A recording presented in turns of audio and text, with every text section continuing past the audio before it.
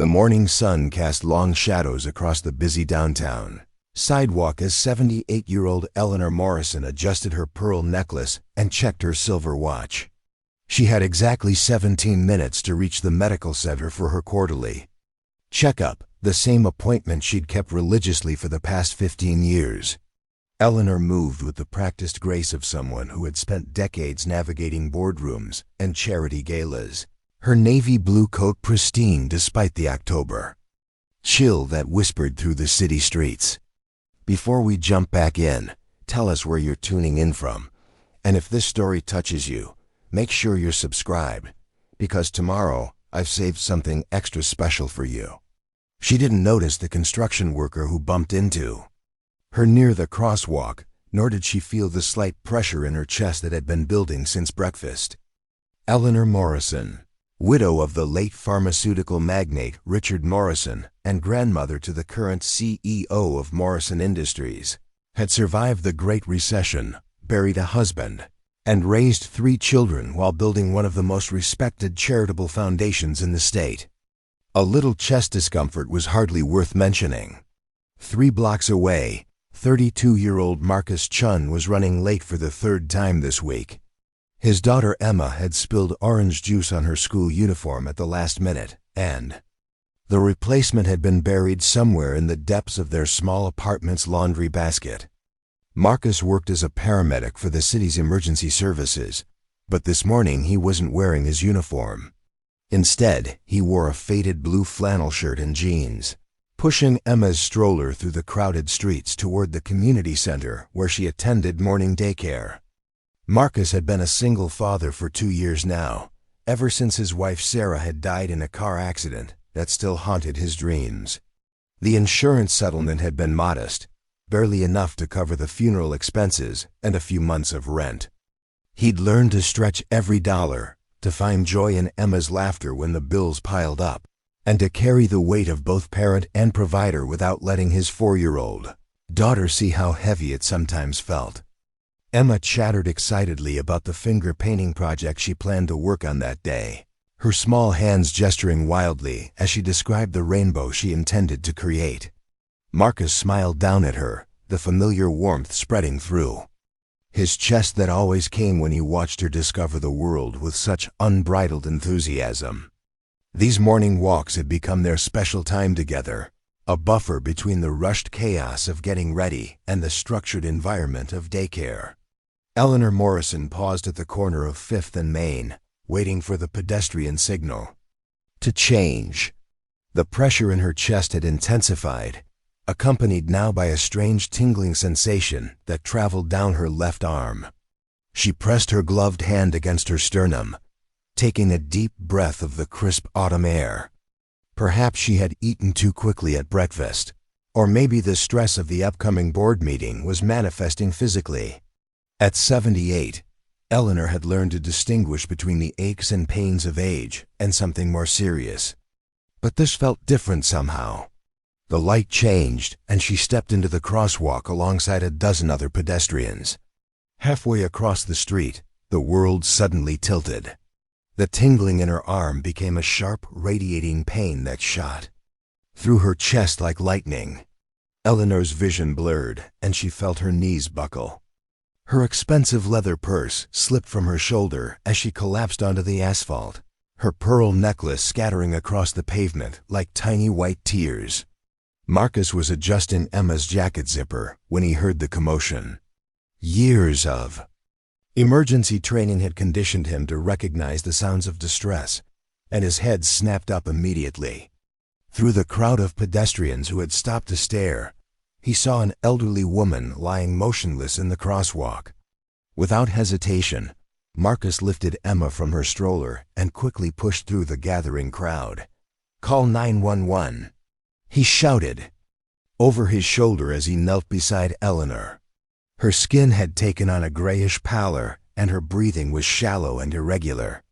Marcus pressed 2 fingers against her neck, feeling for a pulse. It was there, but weak and thready. He leaned close to her face, listening for breath sounds, while simultaneously checking her responsiveness. "Ma'am, can you hear me?"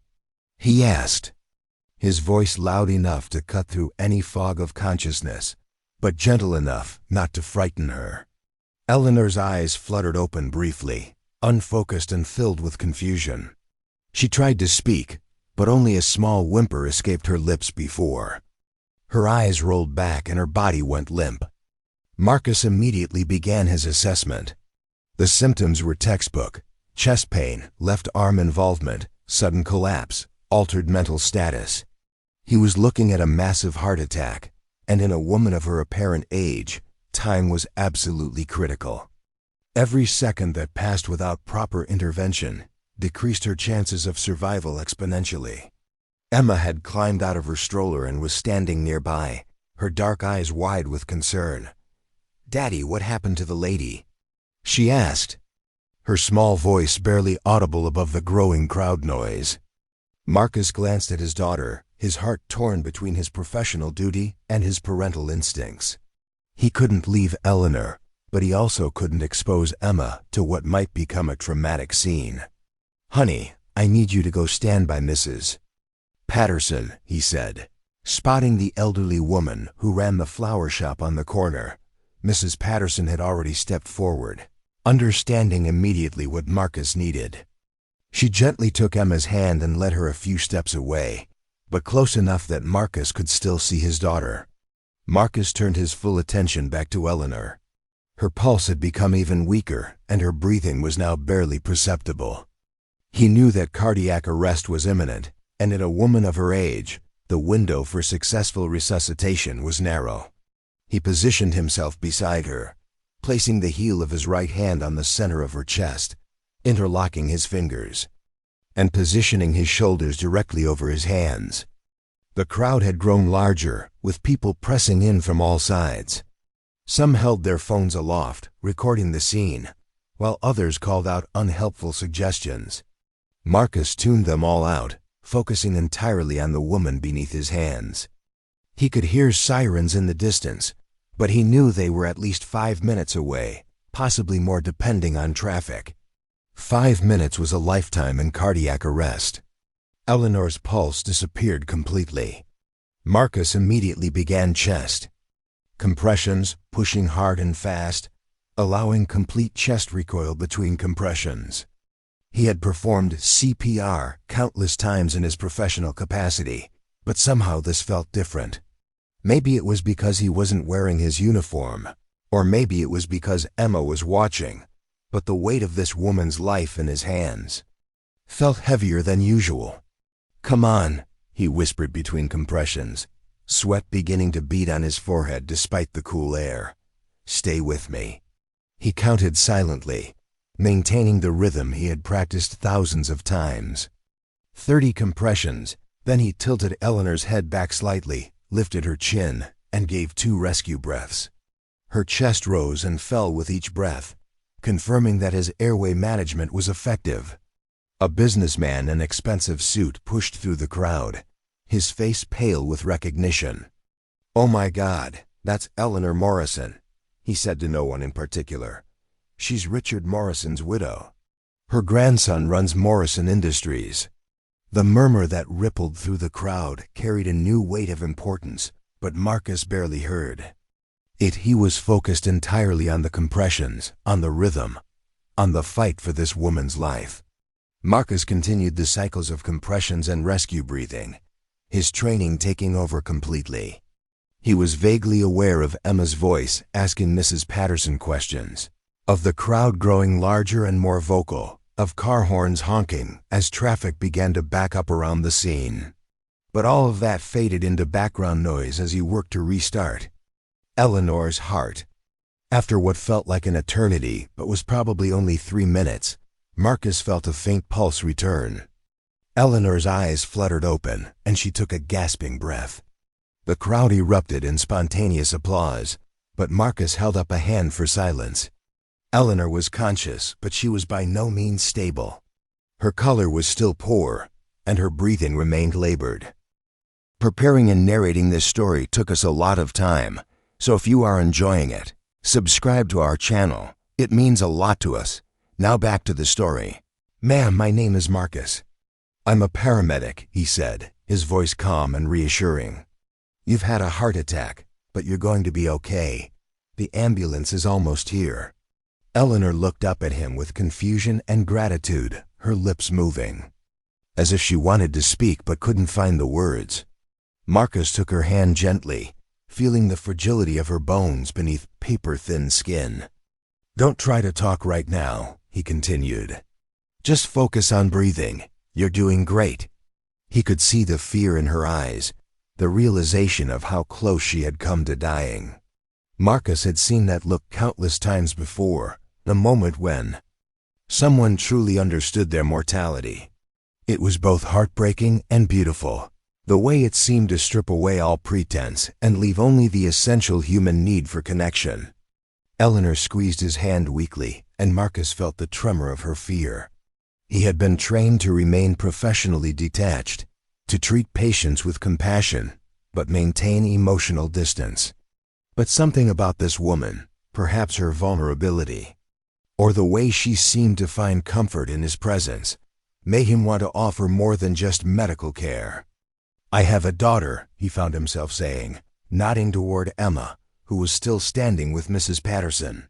"She's 4 years old, and she's going to be very impressed that I helped save someone today. She thinks I'm a superhero when I wear my uniform." Eleanor's eyes followed his gaze to Emma, and for the first time since regaining consciousness, she smiled slightly. The ambulance arrived with a screech of brakes and the efficient chaos that Marcus knew so well. His colleagues from the fire department's paramedic unit jumped out, immediately taking over the scene with practiced professionalism. Marcus smoothly transitioned from primary care provider to assistant, providing a rapid but thorough report of Eleanor's condition and the interventions he had performed. "Good work, Chen," said Patricia Rodriguez, the lead paramedic and Marcus's former partner. "Textbook CPR. How long was she down?" Marcus calculated quickly, considering the time, from when he first saw her collapse to when her pulse returned. Approximately 4 minutes of cardiac arrest, maybe 5. Strong pulse returned after the 3rd cycle of compressions. As the paramedics worked to stabilize Eleanor for transport, Marcus stepped back into the crowd. Emma immediately ran to him, wrapping her small arms around his legs. "Daddy, you saved the lady," she said, her voice filled with pride and excitement. Marcus lifted her up, holding her close and feeling the familiar mixture of exhaustion and adrenaline that followed every emergency call. "Is she going to be okay?" Emma asked, looking over Marcus's shoulder at Eleanor, who was now being loaded onto a stretcher. Marcus watched as the paramedics secured the straps and began wheeling her toward the ambulance. Eleanor turned her head slightly, searching the crowd until she found Marcus's face. Their eyes met across the distance, and she mouthed the words, "Thank you," before disappearing into the back of the ambulance.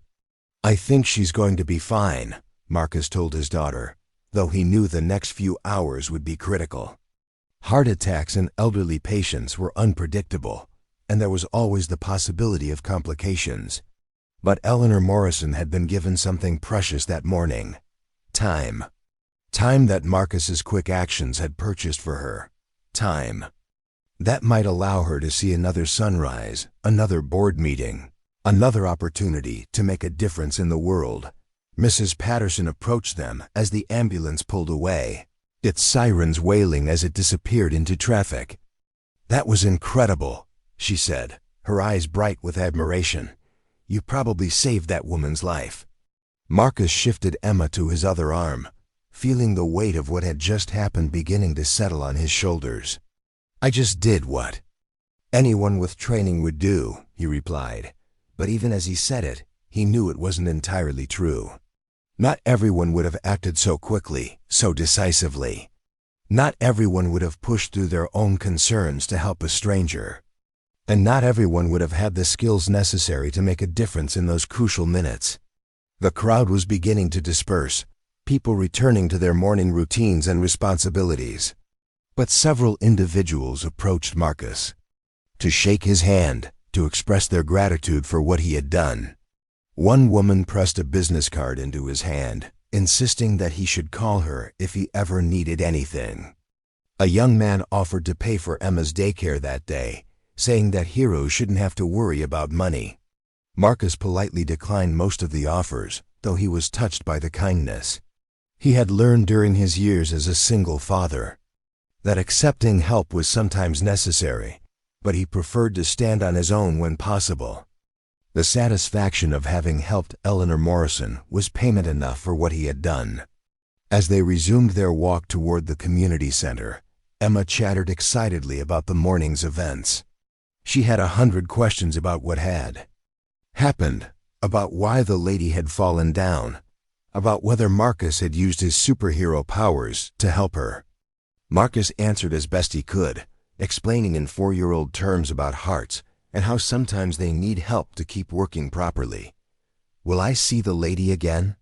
Emma asked as they reached the community center. Marcus considered the question, looking back in the direction where the ambulance had disappeared.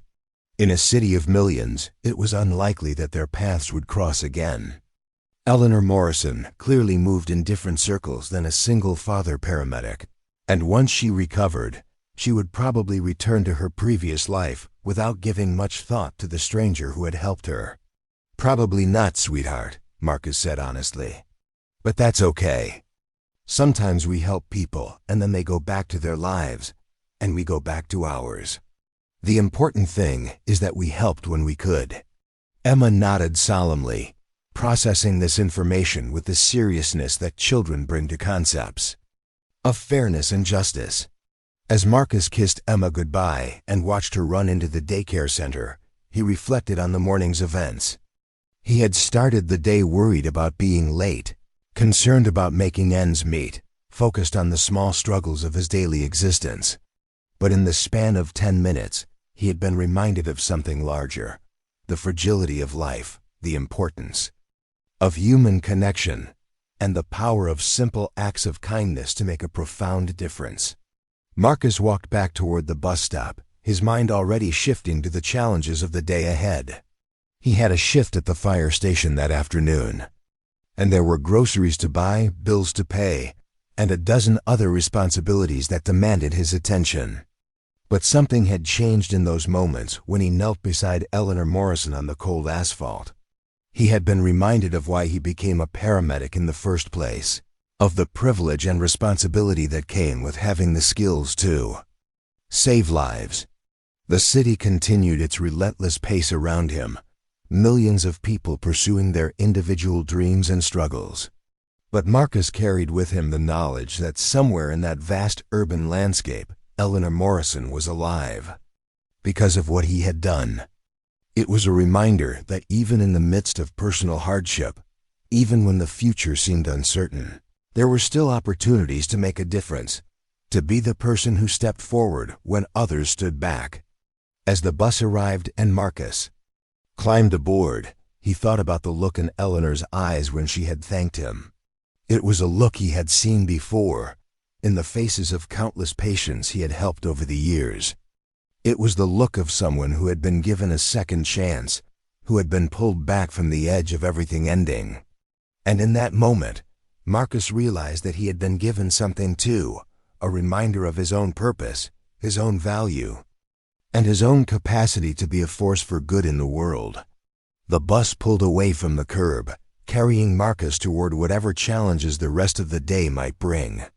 But he carried with him the quiet satisfaction of knowing that he had started the morning by saving a life, by being exactly where he needed to be when someone needed him most.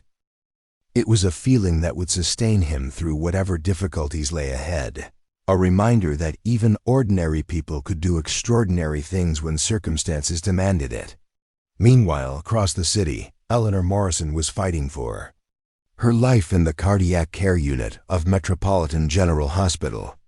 The doctors worked with the same precision and dedication that Marcus had shown on the street, building on the foundation he had laid with his quick actions and skilled interventions.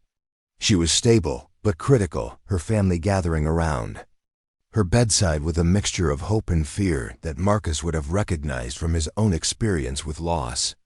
In the waiting room, Eleanor's grandson James Morrison paced nervously, his expensive suit wrinkled from hours of worry. He was 35 years old, the youngest CEO in his company's history, and accustomed to solving problems through force of will and financial resources. But his grandmother's heart attack had reminded him of the limits of his control, of the things that money and influence could not fix.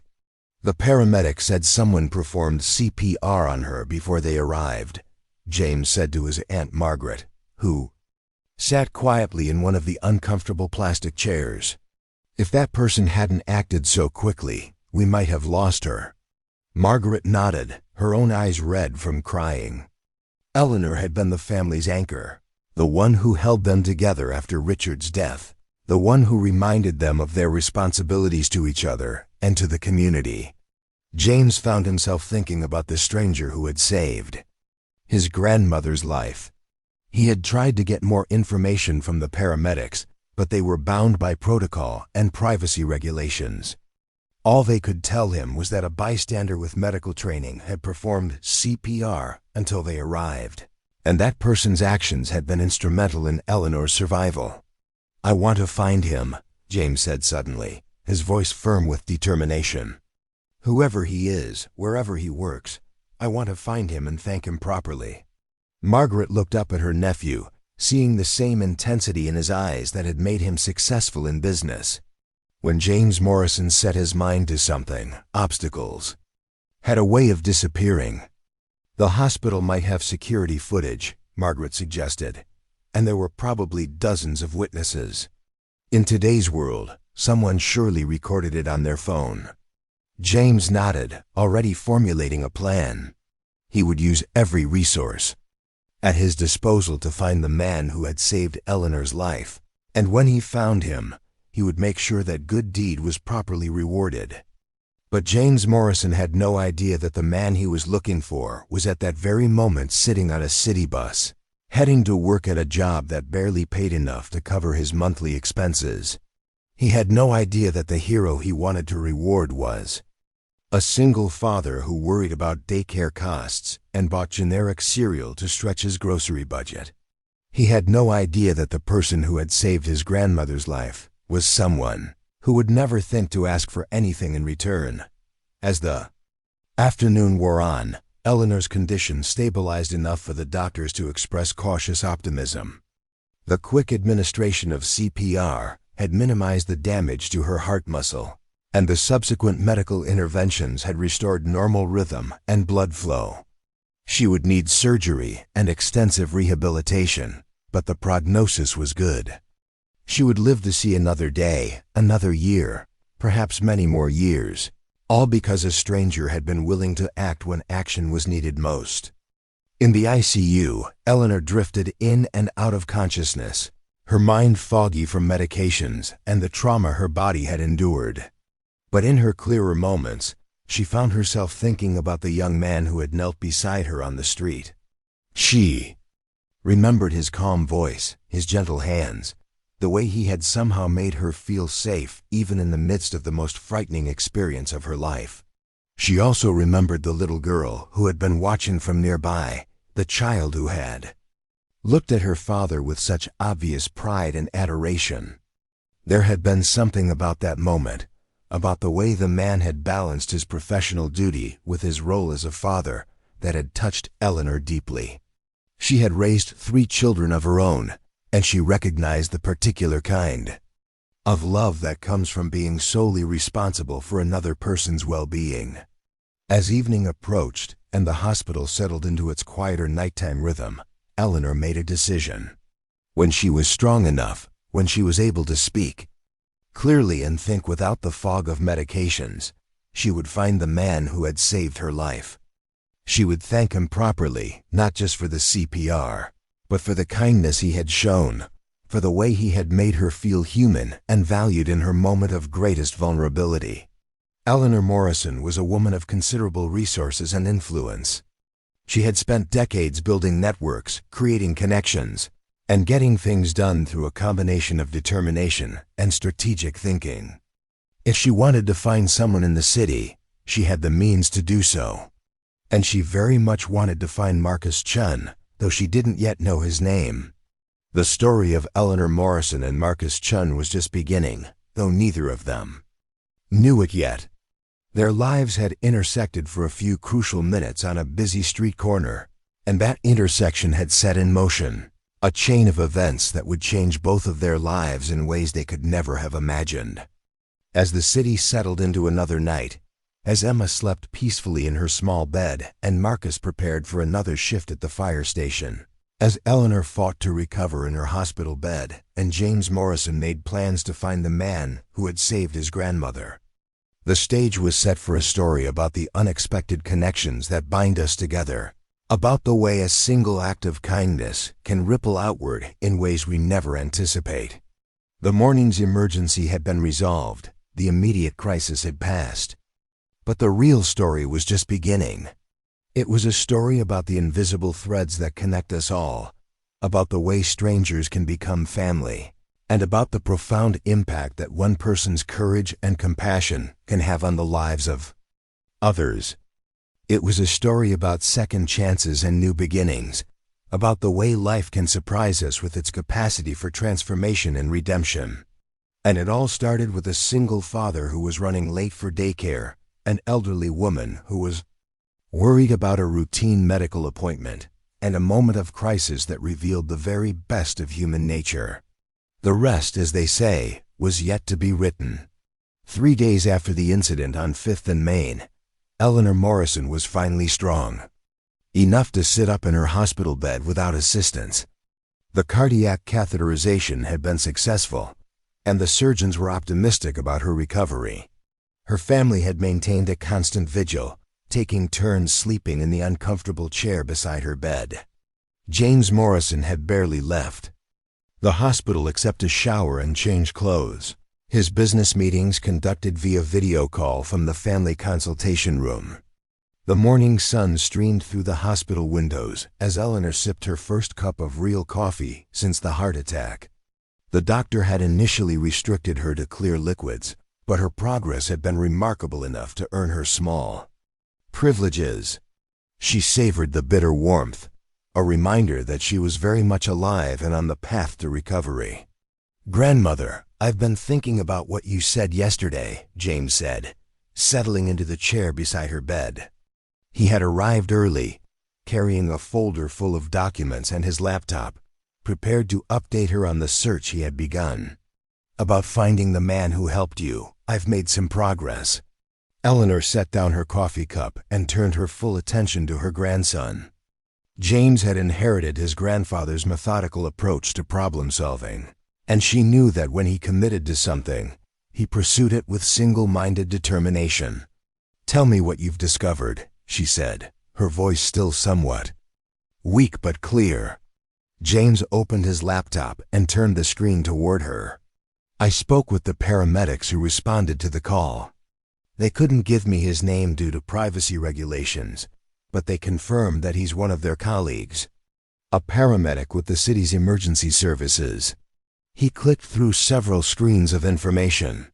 "I also obtained the security footage from the bank across the street. The quality isn't perfect, but we can see what happened." Eleanor watched the grainy black and white footage of her collapse and Marcus's immediate response. Even with the poor image quality, she could see the efficiency of his movements, the way he had taken control of the situation without hesitation. She could also see the small figure of Emma standing nearby, being comforted by a woman Eleanor didn't recognize. "He has a daughter," Eleanor said softly, pointing to the screen. "A little girl. She was so well behaved, so patient while her father was helping me." James paused the video and enhanced the image as much as possible. Emma was clearly visible, though her face was partially obscured by the angle of the camera. "I've been thinking about that too," James said. A single father, most likely, given the context. He was clearly responsible for the child during what should have been work hours. He pulled up another document on his screen. "I've been researching the city's paramedic roster. There are about 250 active paramedics, and I'm working to narrow down the possibilities. Eleanor studied her grandson's face, seeing the same intensity that had made him successful in business, but also recognizing something else. This is important to you, she observed, beyond just wanting to thank him for saving my life. James was quiet for a moment, his fingers drumming against the laptop keyboard.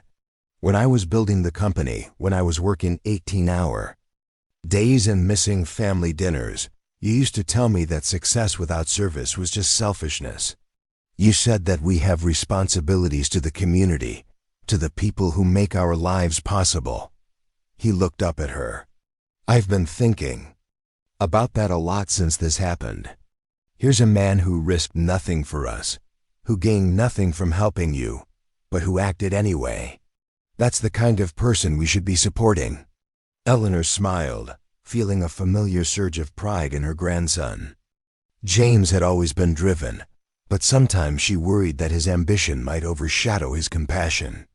This situation seemed to be bringing out the best in him, reminding him of the values that had always been important to the Morrison family. I want to do more than just thank him, James continued. I want to find a way to make a real difference in his life. If he's a single father working as a paramedic, he's probably struggling financially. The pay for emergency services is shamefully low considering the importance of the work. He pulled up another screen showing salary information for city employees. The average paramedic salary is barely enough to support a family, especially in this city. Eleanor nodded, understanding immediately where her grandson's thoughts were leading. The Morrison family had always believed in using their resources to create positive change, and this situation presented a unique opportunity to help someone who had already demonstrated his character through his actions. What are you proposing? She asked, though she suspected she already knew the answer. I want to offer him a job, James said without hesitation. Morrison Industries has a corporate security division that includes emergency response services. We could use someone with his skills and character. The pay would be significantly better than what he's making now, and the benefits would be comprehensive. He paused, considering his words carefully. But more than that, I want to understand what kind of person he is. I want to know what motivates someone to act the way he did. Eleanor was quiet for a moment, processing her grandson's proposal. It was generous, perhaps even life-changing for Marcus, but she also recognized the potential complications. You can't buy people, James, she said gently. Even with the best intentions, you can't assume that someone will want to change their entire life just because you offer them money. I know that, James replied. But I also know that good people deserve good opportunities. And if he's as principled as I think he is, he'll appreciate the chance to provide better for his daughter. He closed the laptop and leaned back in his chair. I've already spoken with Human Resources about creating a position that would utilize his emergency medical skills. We could structure it as a corporate wellness and safety role, with responsibilities that would make full use of his training. Eleanor studied her grandson's face, seeing the determination there, but also something else. You're not just doing this for him, she said. You're doing it for yourself too. You need to understand what it means to be the kind of person who acts without thinking about the consequences. James was quiet for a moment, then nodded slowly. Maybe you're right. Maybe I need to learn something from him as much as I want to help him. He looked out the window at the city below. I've spent so much time focused on building wealth and influence that I sometimes forget about the people who actually make the world work. People like him. Their conversation was interrupted by a soft knock on the door. Dr. Sarah Martinez, Eleanor's cardiologist, entered with a warm smile and a tablet full of test results. Good morning, Mrs. Morrison. How are you feeling today? Much better. Thank you, Eleanor replied. Dr. Martinez, I wanted to ask you about something. Is it possible to get information about the person who performed CPR on me? I would very much like to thank him properly. Dr. Martinez set down her tablet and, considered the question. I understand your desire to express gratitude, but patient confidentiality works both ways. I can't provide identifying information about someone who provided emergency care, even if they weren't acting in an official capacity at the time. She paused, then added, however, I can tell you that the paramedics who responded spoke very highly of the quality of care you received before they arrived. Their report indicated that the CPR was performed correctly and likely saved your life. Eleanor exchanged a glance with James, who nodded slightly. Dr. Martinez, if I were to find this person through other means, would there be any medical reason why I shouldn't meet with him? Any concerns about my recovery? The doctor smiled. Actually, many patients find it helpful to meet with the people who helped them during a traumatic event. It can provide closure and help with the psychological aspects of recovery. She picked up her tablet again. Your physical recovery is progressing excellently. I see no reason why you couldn't have visitors or even leave the hospital for short periods, as long as you're accompanied and don't overexert yourself. After Dr. Martinez left, Eleanor turned back to her grandson. I want to be involved in finding him, she said firmly. This isn't just about corporate charity or business opportunities. This is personal. He saved my life, and I want to look him in the eye and thank him properly. James nodded, understanding the importance of his grandmother's request. I'll arrange for a private investigator to help narrow down the search. With the video footage and the information we have about his employment, it shouldn't take long to identify him. He paused. But grandmother, we need to be careful about how we approach this. We don't want to overwhelm him or make him feel like we're invading his privacy. Eleanor smiled, feeling stronger than she had since the heart attack. Leave that to me. I've been dealing with people for 78 years, and I think I can handle one paramedic and his daughter. She picked up her coffee cup again, savoring both the warmth and the sense of purpose that was returning to her life. But James, I want you to understand something. Whatever we do for this man, it has to be genuine. It has to come from a place of gratitude and respect, not from a desire to feel better about ourselves. James nodded, recognizing the wisdom in his grandmother's words. I understand. But I also think that sometimes the best way to show gratitude is through meaningful action. If we can improve his life while honoring what he did for you, isn't that the best possible outcome? Eleanor considered this, then nodded slowly. You're right. But let's make sure we understand what he actually needs and wants before we start making plans for his future. She looked out the window at the city where Marcus was, at that moment, beginning another shift at the fire station. I have a feeling that this young man might surprise us in ways we don't expect. Meanwhile, across the city, Marcus Chen was indeed beginning his shift at Station 19. The firehouse was a converted warehouse in an industrial district, housing 2 fire trucks, an ambulance, and a crew of 12 firefighters and paramedics.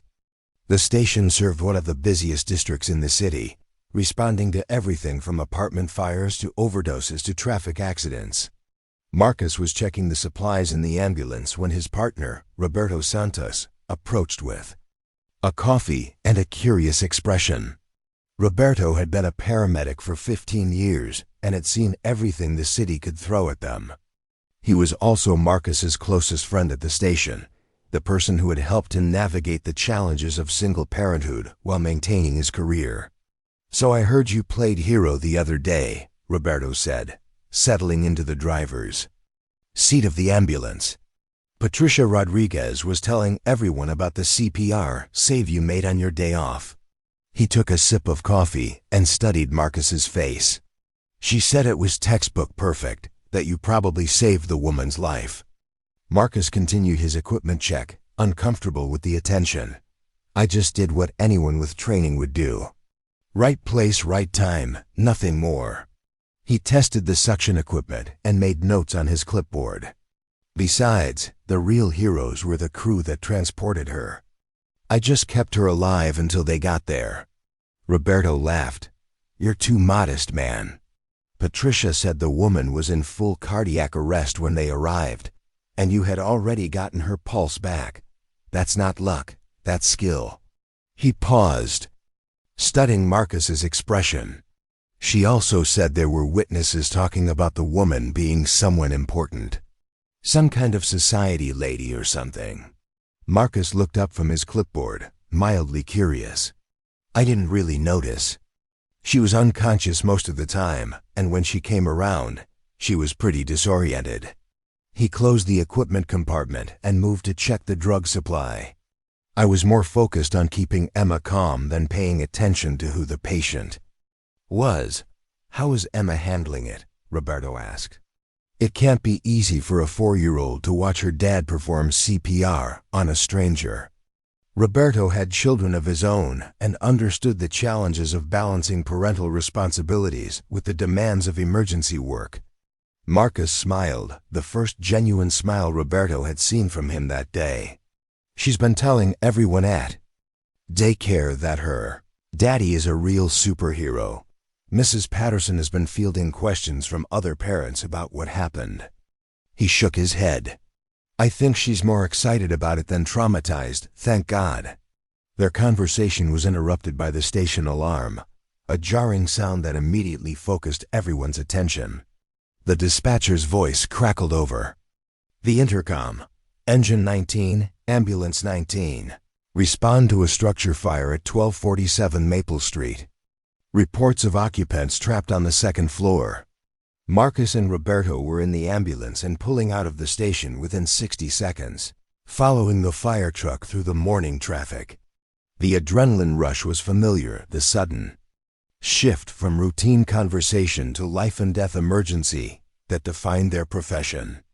Marcus found himself thinking about the woman he had helped 3 days earlier, wondering if she was recovering well from her surgery. The fire was in a 3-story apartment building, with smoke pouring from windows on the second floor. The street was already crowded with residents who had evacuated, many of them holding crying children and looking desperately at the building. Marcus and Roberto set up their equipment while the firefighters began their assault on the blaze. "We've got a report of an elderly man still inside," Captain Williams called out. "Apartment 2B. He's wheelchair-bound and couldn't get out on his own."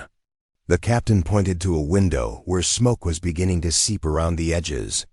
"We're going in, but be ready for a possible rescue." Marcus felt the familiar tension of waiting, the knowledge that his skills might be needed at any moment.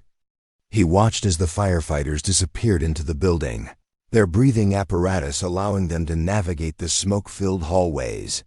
This was the part of the job that never got easier, the uncertainty of not knowing whether everyone would come out alive.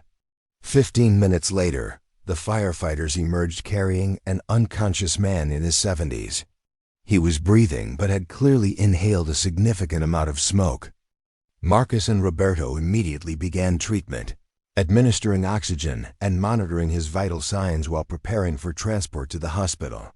"Sir, can you hear me?" Marcus asked as they loaded the man into the ambulance. The patient's eyes fluttered open, and he nodded weakly. "You're going to be fine.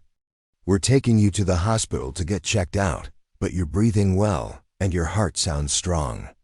The man squeezed Marcus's hand, unable to speak but clearly grateful. During the transport to the hospital, Marcus found himself reflecting on the similarities between this patient and the woman he had helped earlier in the week. Both elderly, both vulnerable, both dependent on the kindness and skill of strangers in their moments of greatest need. He wondered if this was what Roberto meant about being a hero, simply being present and prepared when people needed help most. At the hospital, Marcus and Roberto transferred their patient to the emergency department staff and completed their paperwork. The man would recover fully, though he would need treatment for smoke inhalation. As they prepared to return to the station, Marcus felt the familiar satisfaction of having made a difference, of having used his skills to help someone in need. "Good work today," Roberto said as they climbed back into the ambulance. "That guy is going to see his grandchildren again because of what we did." He started the engine and pulled away from the hospital. "You know, Marcus, I've been thinking about what happened the other day with the CPR save. Maybe it's time you started thinking about your future differently." Marcus looked at his partner with curiosity. "What do you mean?" Roberto was quiet, for a moment, organizing his thoughts. "You're one of the best paramedics I've ever worked with. You have instincts that can't be taught, and you care about people in a way that makes you exceptional at this job." He paused at a red light and turned to look at Marcus directly. "But you're also struggling financially, and Emma deserves better than watching you work yourself to death for a paycheck that barely covers your expenses." Marcus felt a familiar defensiveness rise in his chest. "We're doing fine. Emma has everything she needs, and I'm not ashamed of honest work." He looked out the window at the city passing by. "Besides, this job is important. People depend on us." "I'm not criticizing what you do," Roberto said gently. "I'm saying that maybe there are other ways to serve people that would also provide better for your daughter." The light changed, and he drove in silence for a moment. "Have you ever thought about working for a private company? Corporate emergency services pay a lot more than the city, and the benefits are usually better too."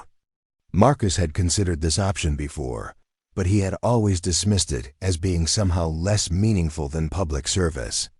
"I don't know if I could adjust to working for a corporation instead of the community. It feels different somehow." He shifted in his seat, uncomfortable with the direction of the conversation. "Think about it this way," Roberto said.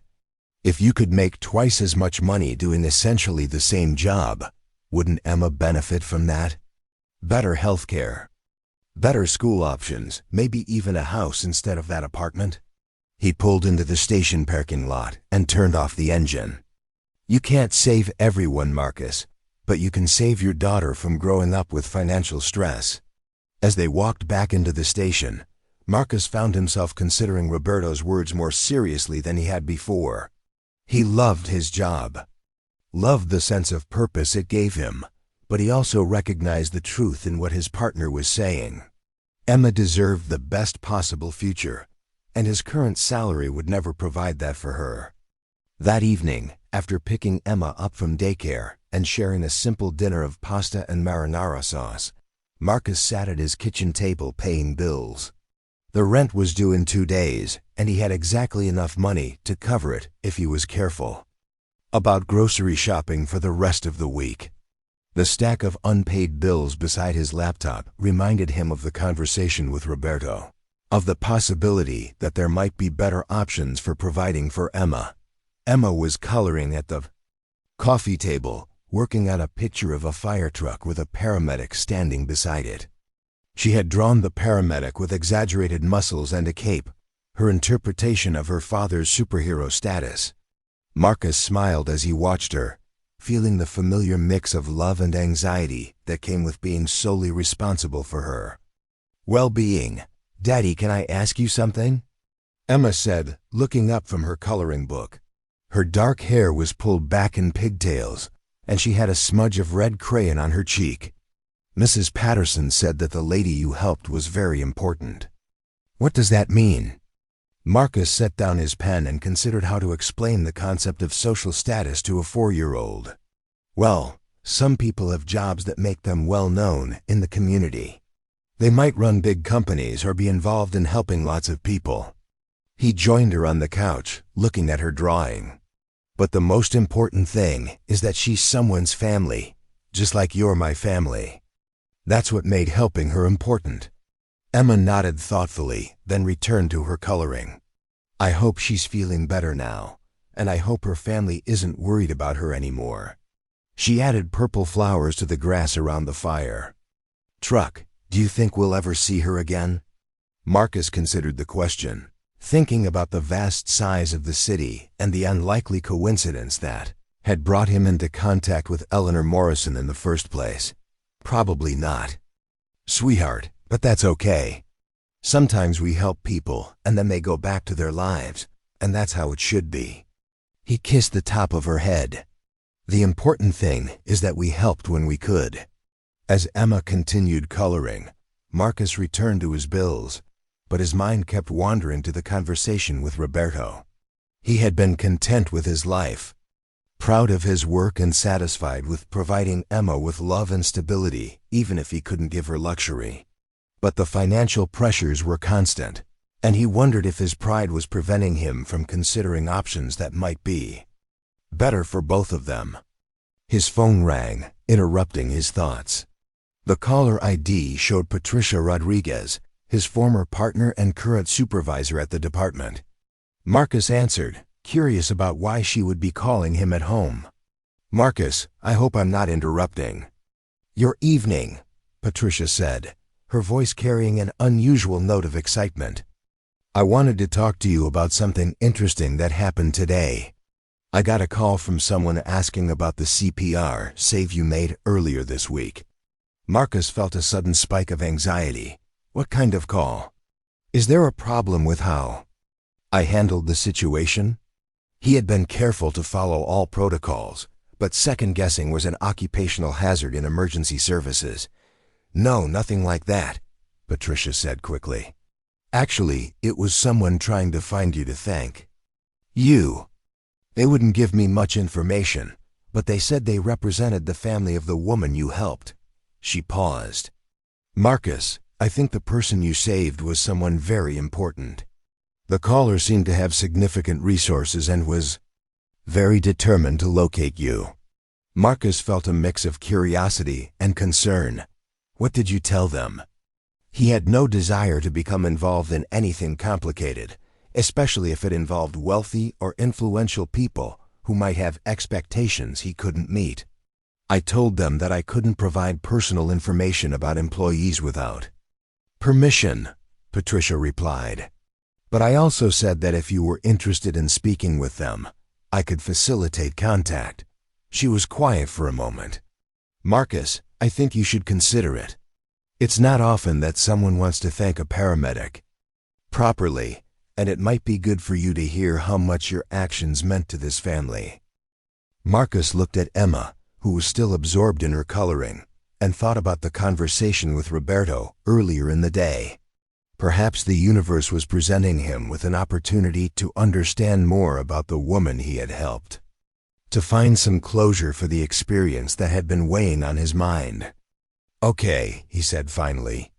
"If they call again, you can give them my work number. But Patricia, I don't want any media attention or anything like that. I just want to keep things simple." He paused. "And if this becomes complicated in any way, I want to be able to step back." Patricia laughed softly. "I understand completely. But Marcus, I have a feeling that this might be more positive than you expect." The caller was very respectful and seemed genuinely grateful for what you did. She paused. "I'll let them know that you're open to contact. Take care and give Emma my love." After ending the call, Marcus sat in his small living room, wondering what he had just agreed to. The woman he had helped had seemed ordinary in her moment of crisis, just another person in need of medical attention. But now it appeared that she moved in circles where people had the resources to track down anonymous Good Samaritans. Emma looked up from her coloring. "Who was that, Daddy?" she asked, her intuition picking up on his thoughtful mood. "Just someone from work," Marcus replied, not wanting to complicate her understanding of the situation. "Nothing important." But even as he said it, he suspected that this phone call might be the beginning of something that would change their lives in ways he couldn't yet imagine. As the evening progressed and Marcus helped Emma with her bath and bedtime routine, he found himself thinking about the possibilities that might arise from contact with Eleanor Morrison's family. He had always been suspicious of wealth and influence, believing that people with resources often had motives that weren't immediately apparent. But he also recognized that the situation was different, that his actions had created a genuine debt of gratitude that deserved acknowledgement. Later that night, after Emma was asleep, Marcus sat on his small balcony looking out at the city lights. Somewhere in that vast urban landscape, Eleanor Morrison was recovering from her heart attack, probably surrounded by family and receiving the best possible medical care. He wondered what her life was like, what responsibilities and relationships filled her days, and whether she remembered much about their brief encounter on the street. He also wondered about the caller who had contacted Patricia, about the family member who was so determined to find him. Marcus had always believed that good deeds were their own reward, that helping others was simply part of being a decent human being. But he was beginning to understand that some actions created connections that couldn't be easily dismissed, that saving someone's life might create obligations and opportunities that extended far beyond the initial emergency. As the city settled into another night, Marcus made a decision. When the call came, he would answer it. He would meet with Eleanor Morrison's family, accept their thanks graciously, and then return to his normal life. It was the right thing to do, the respectful thing to do, and it would provide closure for an experience that had affected him more deeply than he had initially realized. But Marcus Chen had no idea that his decision to accept contact would set in motion a chain of events that would transform not just his own life, but the lives of everyone around him. He had no idea that Eleanor Morrison's gratitude would become the catalyst for opportunities he had never imagined, or that his simple act of kindness would ultimately lead to a completely different future for himself and Emma. The discovery phase of their story was about to begin, and with it, the revelation that sometimes the most profound changes in our lives come not from grand gestures or careful planning, but from the willingness to help a stranger in need and the courage to accept the consequences of our compassion. The call came on a Tuesday morning while Marcus was reviewing training protocols with the newest member of their crew. His phone vibrated against his belt, and he glanced at the display to see an unfamiliar number with a local area code. Normally, he would let it go to voicemail, but something about the timing made him excuse himself from the training session. "Hello, this is Marcus Chen," he answered, stepping into the station's quiet office area. "Mr. Chen, my name is Victoria Sterling. I'm calling on behalf of the Morrison family regarding an incident that occurred last week on 5th and Main Street." The woman's voice was professional but warm, with the kind of cultured accent that suggested expensive education and refined upbringing. "I understand you provided emergency medical assistance to Mrs. Eleanor Morrison." Marcus felt his pulse quicken slightly. "Yes, that's correct. Is she recovering well?" He found himself genuinely concerned about Eleanor's condition, realizing that he had been wondering about her progress more than he had admitted to himself. "She's doing remarkably well, thank you," Victoria replied. "Mrs. Morrison and her family would very much like to meet with you to express their gratitude properly. Would you be available for lunch this Friday at noon? We could arrange for it to be at a location convenient for you." Marcus hesitated, his natural caution warring with curiosity. "I appreciate the thought, but really, no thanks are necessary. I just did what anyone with medical training would do." He paused, then added, "I'm glad to hear she's recovering well. That's all the thanks I need." Victoria's response was gentle but persistent. "Mr. Chen, I understand your modesty, but Mrs. Morrison was very specific about wanting to meet you in person. She feels that what you did goes beyond simple professional duty." There was a pause, and Marcus could hear papers rustling in the background. "She also mentioned that you have a young daughter who was present during the incident. Mrs. Morrison would love to meet her as well, if that would be appropriate." The mention of Emma changed something in Marcus's mind. He thought about his daughter's questions about the important lady, her hope that the woman was feeling better.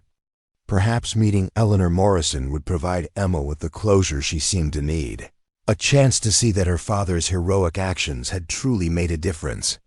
"I suppose I could meet with her," Marcus said slowly. "But I want to keep things simple. I don't want any media attention or publicity." He thought about his conversation with Patricia Rodriguez. "And I'd prefer to bring my daughter along, if that's really okay. She's been asking about Mrs. Morrison." "That would be wonderful," Victoria said, and Marcus could hear the genuine pleasure in her voice. Mrs. Morrison specifically hoped you would bring Emma. She remembers her from that day and has been wondering how she's doing. There was another pause. Would the Metropolitan Club be acceptable? It's quiet, private, and they have excellent food that children enjoy. Marcus had never been to the Metropolitan Club, but he knew it by reputation. It was one of the city's most exclusive establishments. The kind of place where business deals were made over expensive wine and political connections were cultivated over leisurely meals. The thought of bringing Emma there made him nervous, but he also recognized that Eleanor Morrison was probably more comfortable in such settings. That sounds fine, he agreed. Friday at noon. Should I ask for Mrs. Morrison at the front desk? Actually, Mr. Chen, I should mention that Mrs. Morrison's grandson, James Morrison, will also be joining you. He's been particularly eager to meet you. Victoria's tone became slightly more formal. James is the CEO of Morrison Industries, and he's taken a personal interest in expressing the family's gratitude. Marcus felt a flutter of anxiety. He had heard of Morrison Industries, a major corporation with interests in pharmaceuticals, technology, and real estate. The idea of having lunch with a CEO made him significantly more nervous than the prospect of meeting Eleanor Morrison. I see. Well, I suppose that's fine too. After ending the call, Marcus sat in the station office for several minutes, processing what he had agreed to. He had expected a simple thank you, perhaps a card or a small gift. Instead, he was being invited to lunch at an exclusive club with one of the city's most influential business leaders. The disparity between his world and theirs was becoming more apparent with each new detail. Roberto found him there 20 minutes later, still staring at his phone. Everything okay, man? You look like you've seen a ghost. Roberto settled into the chair across from Marcus's desk, studying his friend's expression with concern. Remember what you said about the woman I helped being important? Marcus asked. Well, I just agreed to have lunch with her and her grandson, who apparently runs Morrison Industries. He set his phone down and looked at Roberto. I'm not sure I'm prepared for this. Roberto's eyebrows rose. Morrison Industries? Marcus, do you have any idea how wealthy that family is? They're not just rich, they're dynasty rich. He leaned forward, his expression serious. This could be an incredible opportunity for you, but you need to be smart about it. Marcus felt his defensive instincts rising. It's just lunch, Roberto. They want to say thank you, and then we'll all go back to our normal lives. He stood up and walked to the window, looking out at the industrial landscape surrounding the station. I'm not looking for opportunities. I'm happy with my life. Are you though? Roberto asked quietly. Are you really happy watching Emma eat generic cereal every morning because name brand is too expensive? Are you happy knowing that if she gets sick, you'll have to choose between taking her to the doctor and paying the rent? He paused, letting his words sink in. I'm not saying you should change who you are, but maybe you should listen to what they have to say. Marcus turned back to face his friend, seeing the genuine concern in Roberto's eyes. What if they want something from me? What if this isn't just about gratitude? He sat back down, his anxiety evident. People like that don't usually associate with people like me unless they want something. Roberto considered this, then shrugged. So what? If they do want something? As long as it's legitimate and it benefits you and Emma, what's the harm in hearing them out? He stood up and moved toward the door. Look, I know you're proud, and I respect that. But pride doesn't pay for college tuition or medical bills. Just keep an open mind. The rest of the week passed quickly, with Marcus alternating between anticipation and dread about the upcoming lunch. He found himself researching Morrison Industries online, learning about their corporate structure and philanthropic activities. Eleanor Morrison, he discovered, was the widow of the company's founder and had been instrumental in establishing several charitable foundations. James Morrison had taken over as CEO 5 years earlier and had a reputation for both business acumen and social responsibility. On Thursday evening, Marcus stood in his bedroom looking at his limited wardrobe options. He owned one good suit, purchased for Sarah's funeral 2 years earlier and worn only twice since then. The jacket was slightly tight across his shoulders, and the pants were a bit short, but it was the best he could do. He had also bought Emma a new dress for the occasion, a simple blue cotton dress that she loved because it twirled when she spun around. "Daddy, are you nervous about meeting the important lady?" Emma asked, sitting on his bed and watching him try on his tie for the third time. Her perceptiveness often surprised him, and he realized that his anxiety had been more obvious than he had intended. "A little bit," Marcus admitted, kneeling down to her level. "Sometimes when we meet new people, especially people who are different from us, it can feel a little scary. But I think it's going to be nice." He straightened her collar and smiled. "Mrs. Morrison seemed very kind when I met her, and she specifically asked to meet you." Emma nodded solemnly. "I want to tell her that I'm glad she's feeling better. And I want to tell her that you're the best daddy in the world." She paused, then added, "Do you think she'll like me?" Marcus felt his heart squeeze with love for his daughter. "Emma, anyone who meets you is going to love you. You're kind and smart and funny, and you make everything better just by being yourself." He kissed her forehead. "Just be yourself tomorrow, okay? That's all anyone can ask for." Friday morning arrived with unseasonably warm weather for October, and Marcus found himself grateful for the sunshine as he and Emma walked toward the Metropolitan Club. The building was an imposing stone structure that occupied an entire city block, with leaded glass windows and brass fixtures that spoke of old money and established power. A uniformed doorman greeted them at the entrance, and Marcus felt Emma's hand tighten in his as they entered the marble-floored lobby. "We're here to meet Mrs. Morrison," Marcus told the mater d', a distinguished man in his 60s who looked like he had been born wearing a tuxedo. The man's expression immediately became more welcoming, and Marcus realized that the Morrison name carried significant weight in this establishment. "Of course, Mr. Chen. Mrs. Morrison is waiting for you in the garden room. Please follow me." The mater d' led them through a series of elegantly appointed rooms, past oil paintings and crystal chandeliers that probably cost more than Marcus earned in a year. Emma stayed close to his side, her eyes wide as she took in the unfamiliar luxury. The garden room was a bright, airy space with floor-to-ceiling windows that looked out onto a private courtyard. Eleanor Morrison was seated at a table near the windows, and Marcus was struck by how much better she looked than she had on the street. She was wearing a soft gray dress with a pearl necklace, and her silver hair was styled in a way that suggested regular visits to an expensive salon. But her eyes held the same warmth and intelligence he remembered from their brief interaction. Standing beside her was a man Marcus assumed was James Morrison. He was probably in his mid-30s, with dark hair and the kind of confident bearing that came from a lifetime of privilege and success. He wore a perfectly tailored navy suit and a tie that probably cost more than Marcus's monthly grocery budget. But his expression was genuinely welcoming, and he stepped forward to shake Marcus's hand. "Mr. Chen, thank you so much for coming," James said, his grip firm and his smile sincere. "And this must be Emma. My grandmother has been very much looking forward to meeting you."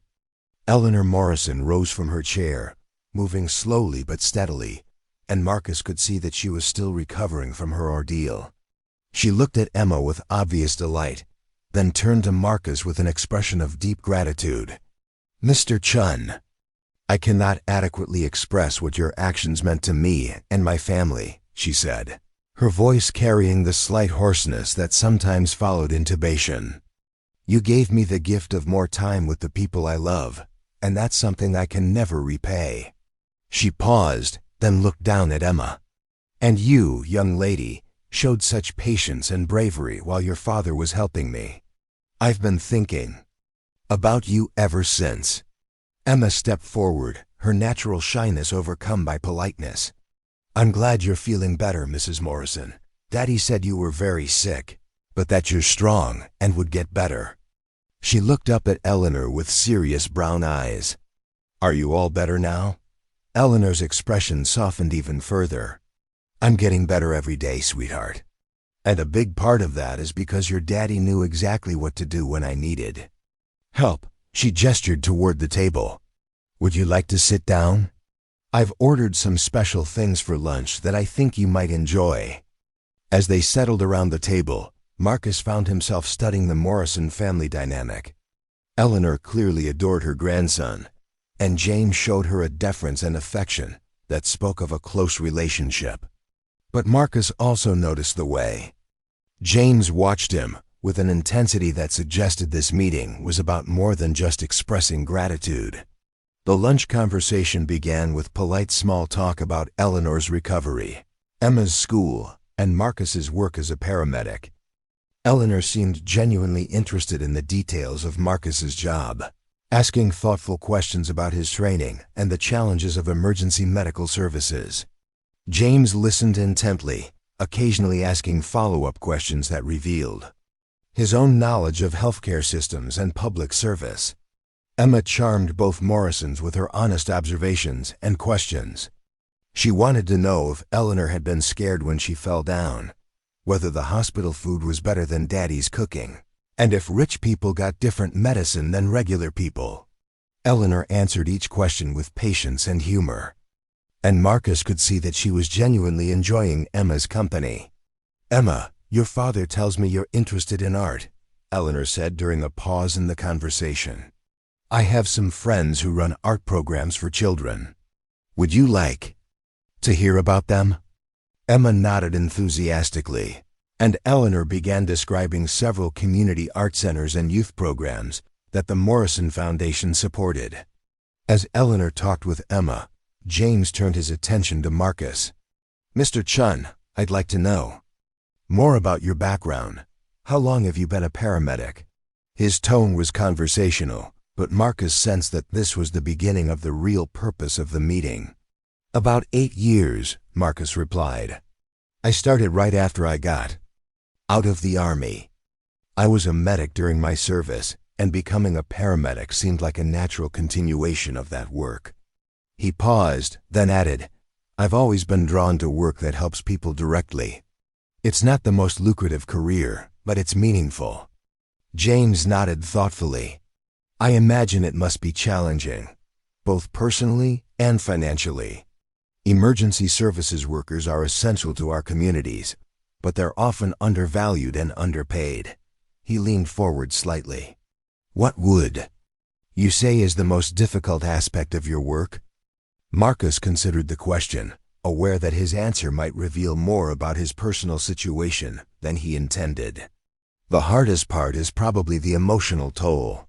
You see people on the worst days of their lives, and you can't always save them.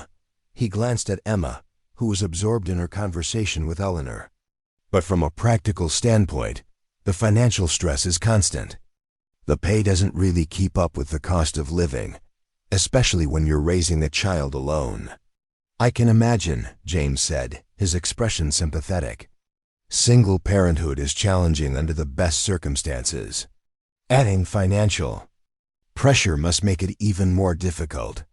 He paused, then asked, have you ever considered transitioning to private sector emergency services?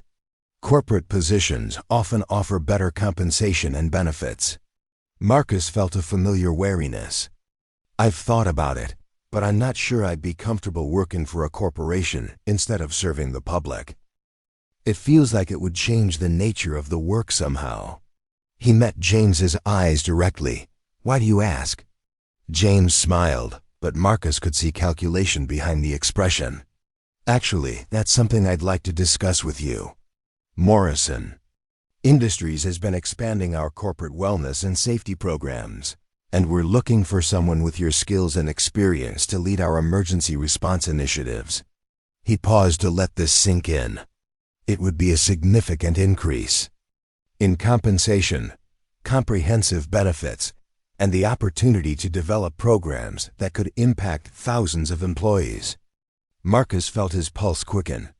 I appreciate the offer, but I'm not sure I'm qualified for that kind of position. I'm a paramedic, not a corporate executive." He glanced at Eleanor, who was still talking with Emma, but was obviously listening to their conversation. "Mr. Chen," Eleanor interjected gently, "may I share something with you? When I was young, my late husband offered me a position at his company. I was working as a secretary at the time, and I told him I wasn't qualified to work in pharmaceuticals." She smiled at the memory. "He told me that qualifications can be learned, but character cannot be taught. You've already demonstrated the kind of character we value." James nodded at his grandmother's words. "What we're looking for isn't just medical expertise, though that's certainly important. We need someone who can think clearly under pressure, who genuinely cares about people's well-being, and who can build trust with employees at all levels." He paused. "Your actions last week demonstrated all of those qualities." Marcus felt Emma's hand slip into his under the table, and he realized that she had been listening to more of the conversation than he had realized. "Daddy does this? Mean we might have more money for the good cereal?" she asked innocently, causing both Morrisons to smile. "We'll talk about it later, sweetheart," Marcus said, feeling his cheeks flush slightly. But Emma's question had crystallized something important for him. This wasn't just about his pride or his comfort level with corporate work. This was about Emma's future and the opportunities he could provide for her. What exactly would this position involve? Marcus asked, his tone more open than it had been before. "I'd want to understand the full scope of the responsibilities before making any decisions." James reached into his jacket and pulled out a folder. "I've prepared a detailed job description and compensation package. The position would be Director of Emergency Services and Workplace Safety. You'd be responsible for developing and implementing safety protocols, training programs, and emergency response procedures across all Morrison Industries facilities." He handed Marcus the folder. "You'd also oversee a team of safety specialists and work directly with local emergency services to coordinate responses." Marcus opened the folder and felt his eyes widen at the salary figure. It was more than double what he currently earned, with benefits that included full health insurance, a retirement plan, and education assistance. There was also a signing bonus that would eliminate his current debts and provide a significant financial cushion. "This is very generous," Marcus said, his voice slightly hoarse. "But I have to ask why you're offering this to me specifically. Surely you could find someone with more corporate experience." He looked up from the documents to meet James's eyes. "What's the real reason you want to hire me?" James was quiet for a moment, then exchanged a glance with his grandmother. "Honestly? Because you're the kind of person who sees someone in need and acts without thinking about personal gain. That's exactly the kind of person we need in a position that involves protecting people's lives and well-being." He paused. "But also because my grandmother believes in rewarding good deeds, and I've learned to trust her judgment about people." Eleanor reached across the table and touched Marcus's hand briefly. "Mr. Chen, I've been involved in charitable work for most of my adult life, and I've learned to recognize genuine compassion when I see it. What you did for me wasn't just professional competence, it was human kindness." She smiled at Emma, who was listening intently. "And I believe that kindness should be rewarded, especially when it comes from someone who is clearly already giving so much to others." Marcus felt a complex mix of emotions. The offer was life-changing, the kind of opportunity that could provide Emma with everything he had ever wanted to give her. But he also felt uncomfortable with the idea that he was being rewarded for what he considered basic human decency. "I don't want you to feel obligated to offer me this position because of what happened," Marcus said carefully. "I helped you because it was the right thing to do, not because I expected anything in return." He looked at the salary figure again. "And I don't want to accept it if you're offering it out of guilt or obligation." James leaned back in his chair, his expression thoughtful. "Mr. Chen, can I be completely honest with you?" When I started looking for you, my motivation was partly about gratitude and partly about guilt. I realized that while I spend my days managing a company worth hundreds of millions of dollars, I've never personally saved anyone's life." He paused, his voice becoming more serious. "But after researching your background and meeting you today, I'm convinced that you're exactly the person we need for this position, regardless of how we found you." Eleanor nodded in agreement. "James is right. This isn't charity, Mr. Chen. This is recognition of talent and character that we believe would benefit our company." She looked at Emma, who was drawing on her napkin with a crayon the server had provided. "And it's an opportunity to ensure that Emma has the advantages she deserves." Marcus felt the weight of the decision pressing down on him. He thought about his conversation with Roberto, about the bills on his kitchen table, about Emma's questions about why they couldn't afford certain things. He also thought about his love for his current work, his sense of purpose in serving the public, and his fear of losing his identity in the corporate world. "Would I be able to maintain my paramedic certification?" he asked. "And would there be opportunities to continue direct patient care in some capacity?" The questions revealed his internal conflict between opportunity and identity. "Absolutely," James replied immediately. "In fact, we'd encourage it. Part of the position would involve maintaining liaison relationships with local emergency services, and your continued certification would be an asset in that role." He paused. "You could also volunteer with the department during off hours if you wanted to stay connected to that work." Emma looked up from her drawing, which appeared to be a picture of a man in a suit helping a woman who had fallen down. "Daddy, would this mean I could go to the school with the playground that has the big slide?" she asked, referring to a private school they had walked past many times but never seriously considered. Marcus looked at his daughter, seeing the hope in her eyes, and felt something shift inside him. "Maybe, sweetheart. We'll have to see." He turned back to James and Eleanor. "I need some time to think about this. It's a big decision, and I want to make sure I'm making it for the right reasons." "Of course," Eleanor said warmly. "Take all the time you need. But I hope you'll consider it seriously. I have a feeling that this could be the beginning of something wonderful for both you and Emma." She reached into her purse and pulled out a small wrapped package. "Emma, I have something for you." Emma's eyes lit up as she unwrapped the package, to reveal a beautiful art set with colored pencils, markers, and a sketchbook. "Thank you, Mrs. Morrison. I love it." She hugged the art set to her chest, then looked up at Eleanor with pure joy. "I'm going to draw you a picture of you and Daddy when he helped you feel better." As they prepared to leave the restaurant, Marcus found himself genuinely moved by the warmth and generosity of the Morrison family. Whatever his decision about the job offer, he was grateful for the opportunity to meet them and to see that wealth and privilege could coexist with genuine kindness and compassion. "Mr. Chen," James said as they stood to leave, "I want you to know that whatever you decide, my family is grateful for what you did.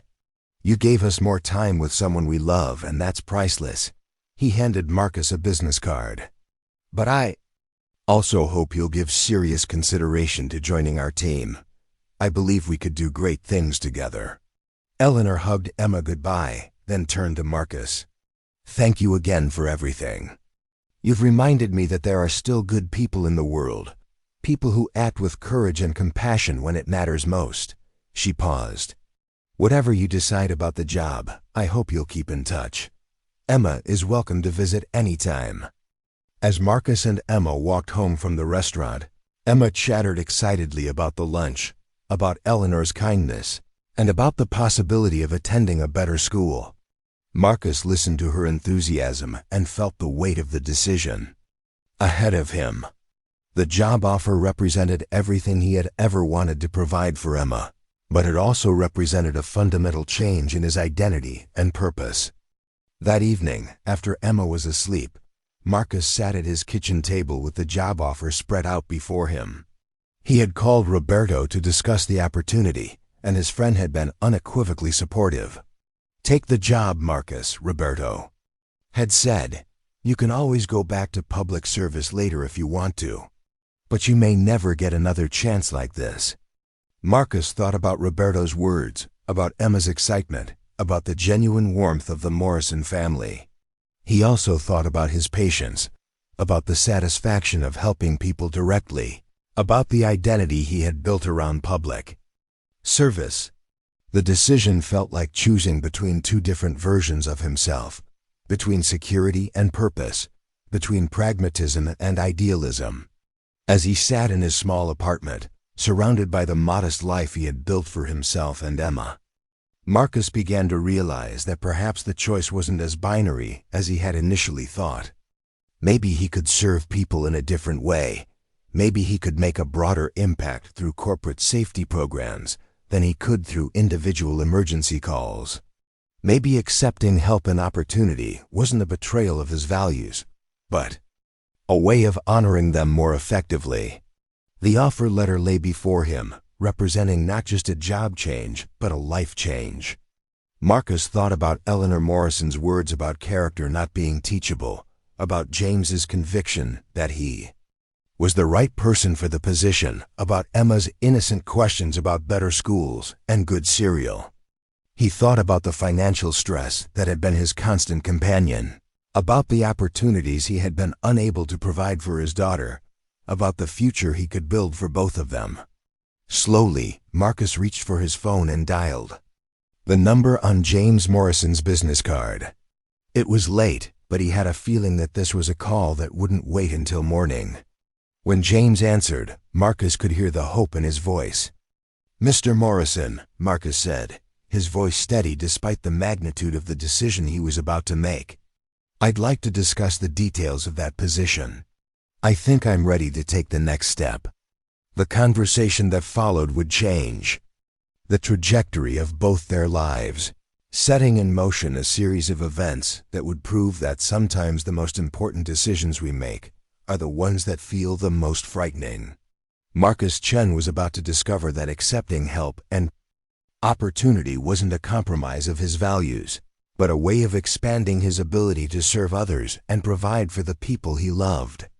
As the city settled into another night, as Emma slept peacefully in her bed dreaming of art supplies and playgrounds, as Eleanor Morrison rested in her recovery knowing that her gratitude had created opportunity for genuine good, the foundations were being laid for a transformation that would benefit everyone involved.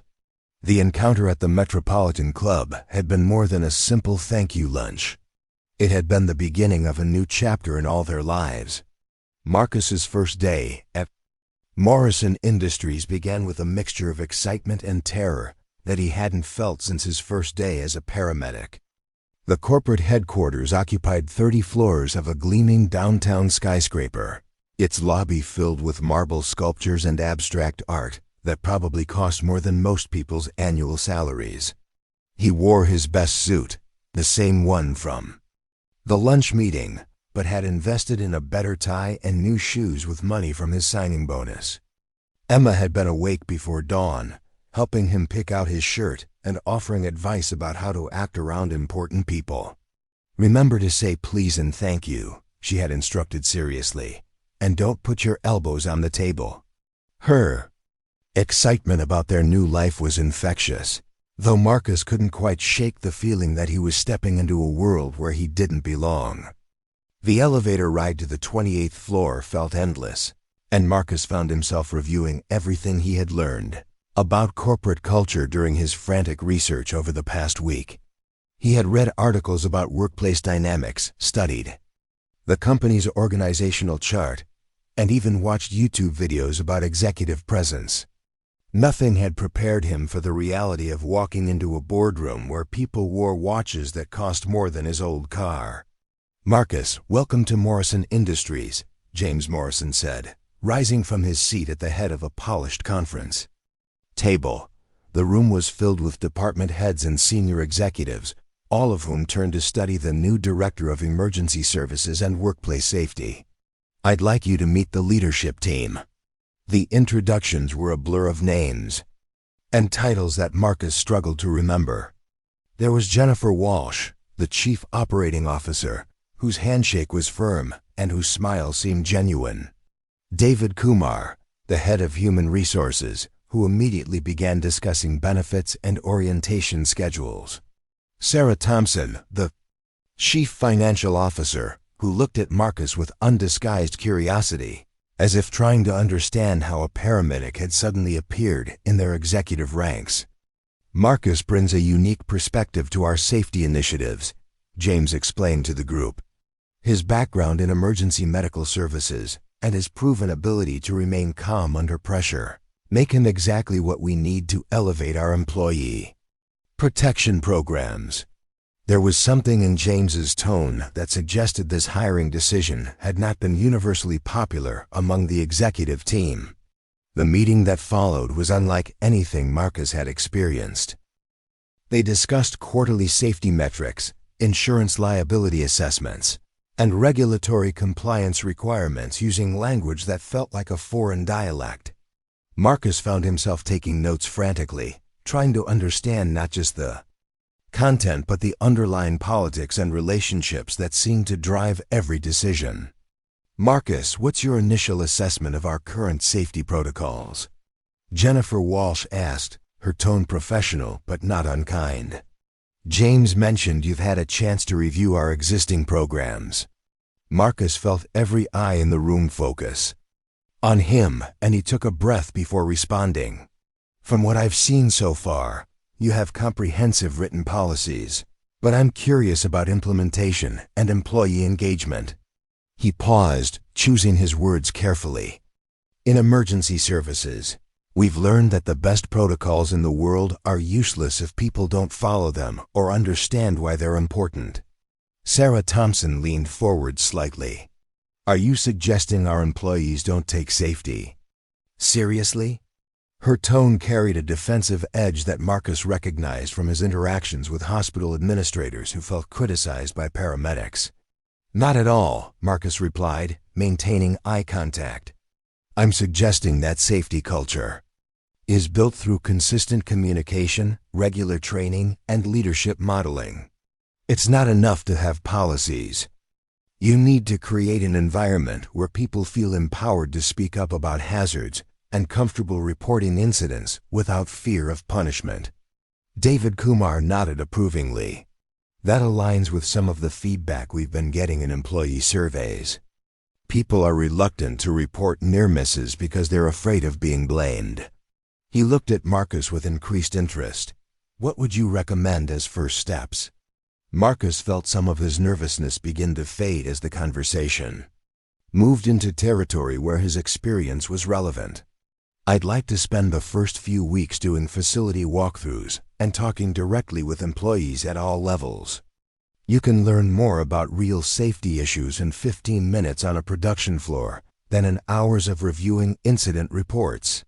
He paused, then added, I'd also like to establish relationships with local emergency services.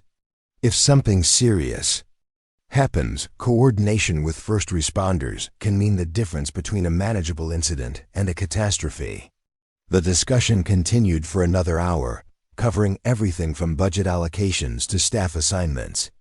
Marcus found himself gradually relaxing as he realized that despite the corporate setting, the fundamental challenges were similar to those he had faced in emergency services. People needed to be protected, systems needed to be improved, and leadership needed to support both.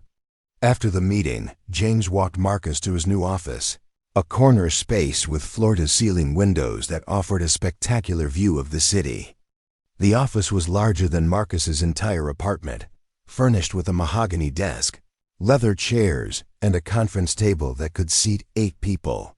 A nameplate on the desk read, Marcus Chen, Director of Emergency Services and Workplace Safety. I know this is a big adjustment, James said, settling into one of the visitor chairs. But I want you to know that you have my full support. If you need anything, or if anyone gives you trouble about your background, come to me directly. He paused, studying Marcus's expression. How are you feeling about all this? Marcus walked to the window and looked out at the city below, seeing the neighborhood where he used to work as a paramedic. Honestly, terrified and grateful in equal measure. He turned back to James. I keep waiting for someone to realize that I don't belong here, that hiring me was a mistake. James smiled. Imposter syndrome is common in new executives. The difference is that most people in corporate leadership have never actually saved anyone's life. He stood up and moved to join Marcus at the window. You have credibility that can't be bought or learned. People will respect you because you've proven yourself where it matters most. The conversation was interrupted by Marcus's assistant, an efficient woman named Patricia, who had been assigned to help him navigate the corporate bureaucracy. She brought him a stack of documents to review, a schedule of meetings for the rest of the week, and a company phone that felt alien in his hands. Mr. Chen, you have a facility tour scheduled for this afternoon, and your first department head meeting is tomorrow morning, Patricia explained. I've also arranged for you to meet with the union representatives next week. They're very interested in hearing your perspective on workplace safety. As Patricia left, Marcus felt the weight of responsibility settling on his shoulders. He had dozens of employees whose safety would now be his responsibility, budgets to manage, and policies to implement.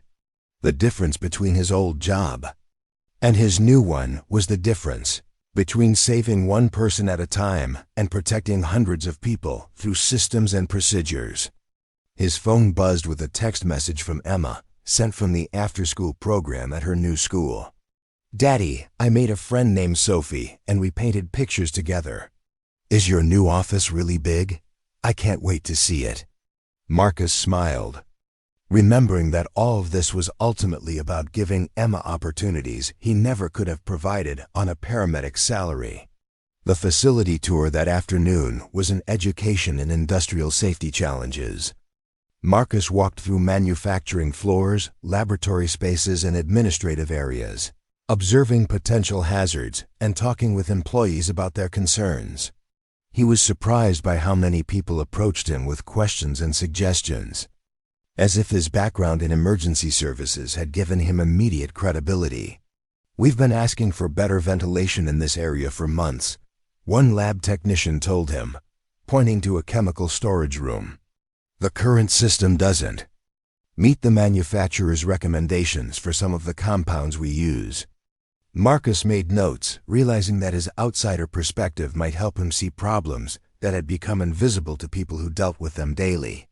In the manufacturing area, a floor supervisor showed him the location of emergency equipment and explained the evacuation procedures.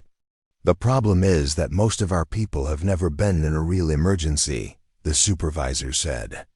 They know the procedures on paper, but I'm not sure they'd know what to do if something actually happened. Marcus nodded, thinking about the difference between theoretical knowledge and practical experience. Would you be interested in some realistic training scenarios? I could work with local emergency services to set up exercises that would give people hands-on experience with emergency procedures. The supervisor's eyes lit up. That would be incredible. We've been asking for that kind of training for years, but it was always considered too expensive or too disruptive. He paused, then added, It's good to have someone in safety who actually understands what emergencies are really like. As Marcus continued his tour, he began to understand the scope of his new responsibilities. Morrison Industries employed over 2,000 people across multiple facilities, each with unique safety challenges. Chemical hazards in the laboratories, machinery dangers in manufacturing, ergonomic issues in office spaces, and the constant risk of medical emergencies in any workplace with aging employees.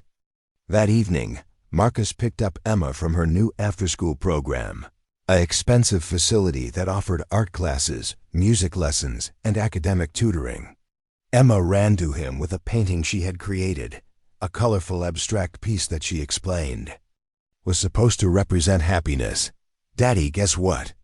My teacher said I'm really good at art and that I should take extra classes, Emma said excitedly as they drove home to their new apartment. The apartment was in a much better neighborhood, with 2 bedrooms, a modern kitchen, and a small balcony that overlooked a park.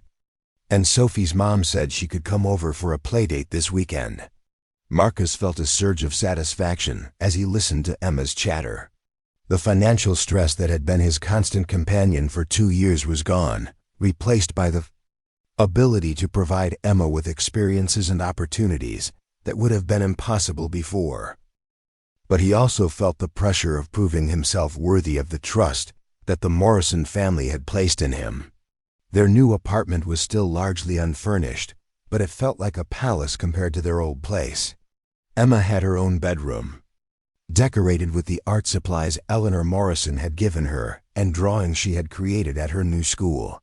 Marcus had set up a small office area where he could work on the policies and procedures that would define his new role. "Daddy, do you miss being a paramedic?" Emma asked as they sat down for dinner, a meal that included fresh vegetables and name-brand products that had been luxuries in their old life. Her question was innocent, but it touched on something Marcus had been wrestling with since accepting the job. "Sometimes," Marcus admitted. "I miss helping people directly, and I miss working with my friends at the fire station. But I'm helping people in a different way now, and I'm able to provide better for you."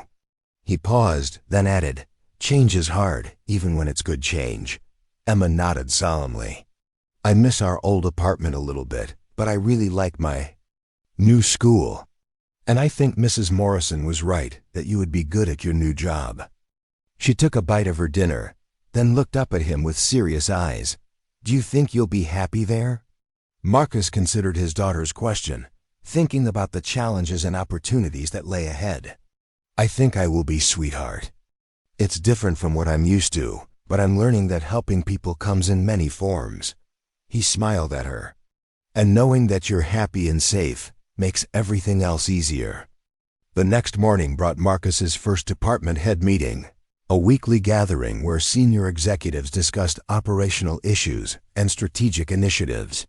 Marcus had prepared extensively, reviewing safety data and incident reports. But he still felt nervous about participating in discussions that could affect company policy. "Marcus, we'd like to hear your preliminary assessment of our safety programs," Jennifer Walsh said, looking at him expectantly. "What are your priorities for the first quarter?" Marcus referred to his notes, trying to project confidence he didn't entirely feel. "I've identified 3 immediate priorities. First, we need to improve incident reporting by creating a culture where employees feel safe sharing concerns without fear of retaliation. Second, we need to enhance our emergency response capabilities through better training and coordination with local first responders. Third, we need to conduct comprehensive risk assessments of all facilities to identify potential hazards that might not be captured in current protocols." Sarah Thompson looked skeptical. "Those initiatives will require significant budget allocations. What kind of return on investment are we looking at?" Her tone suggested that she viewed safety programs as necessary expenses rather than valuable investments. The return on investment for comprehensive safety programs is typically substantial, Marcus replied, drawing on research he had done the night before. Reduced insurance premiums, decreased workers' compensation claims, improved employee morale, and retention and protection against regulatory fines. He paused, then added, "But more importantly, we're talking about protecting people's lives and well-being. Some investments are justified by moral imperative, not just financial return." James Morrison nodded approvingly. "Marcus is right. Our responsibility to employee safety goes beyond financial considerations." He looked around the table. "What do you need from us to implement these initiatives?" The discussion that followed was detailed and sometimes contentious, with various department heads expressing concerns about disruption to operations and budget constraints. Marcus found himself defending his proposals with passion, drawing on his experiences in emergency services to illustrate the importance of proactive safety measures. "I've seen what happens when safety systems fail," Marcus said during one heated exchange. I've responded to workplace accidents that could have been prevented with better protocols. And I've watched families destroyed by incidents that were entirely avoidable. His voice carried the weight of personal experience. The cost of prevention is always less than the cost of responding to disasters. After the meeting, David Kumar approached Marcus with a supportive smile. You handled that well. Sarah always pushes back on anything that affects the budget, but she come around when she sees the results. He paused, then added, It's refreshing to have someone in safety who actually understands the human cost of workplace injuries. As the days passed, Marcus began to find his rhythm in the corporate environment. He conducted facility inspections, met with employee representatives, and worked with his small team to develop new safety protocols. The work was different from emergency medicine, but equally important, focusing on prevention rather than treatment. His relationship with Eleanor Morrison deepened during this period. She visited the office regularly, ostensibly to check on company operations, but clearly also to monitor Marcus's adjustment to corporate life. She had a gift for asking the right questions and offering gentle guidance without being intrusive. How are you finding the executive team? Eleanor asked during one of their conversations. They were sitting in Marcus's office, sharing coffee and watching the city through the floor-to-ceiling windows. They're intelligent and dedicated. Marcus replied diplomatically, but I sometimes feel like I'm speaking a different language. My background is in immediate response to crises, and they're focused on long-term strategic planning. He paused, then added, I'm learning that both perspectives are valuable, but it's taking time to find the right balance. Eleanor smiled knowingly. Corporate culture can be challenging for people who come from service backgrounds. The pace is different, the metrics are different, and the impact of your work is often less immediately visible. She set down her coffee cup. But don't let that discourage you. The influence you can have in this role is potentially much greater than what you could achieve as a paramedic.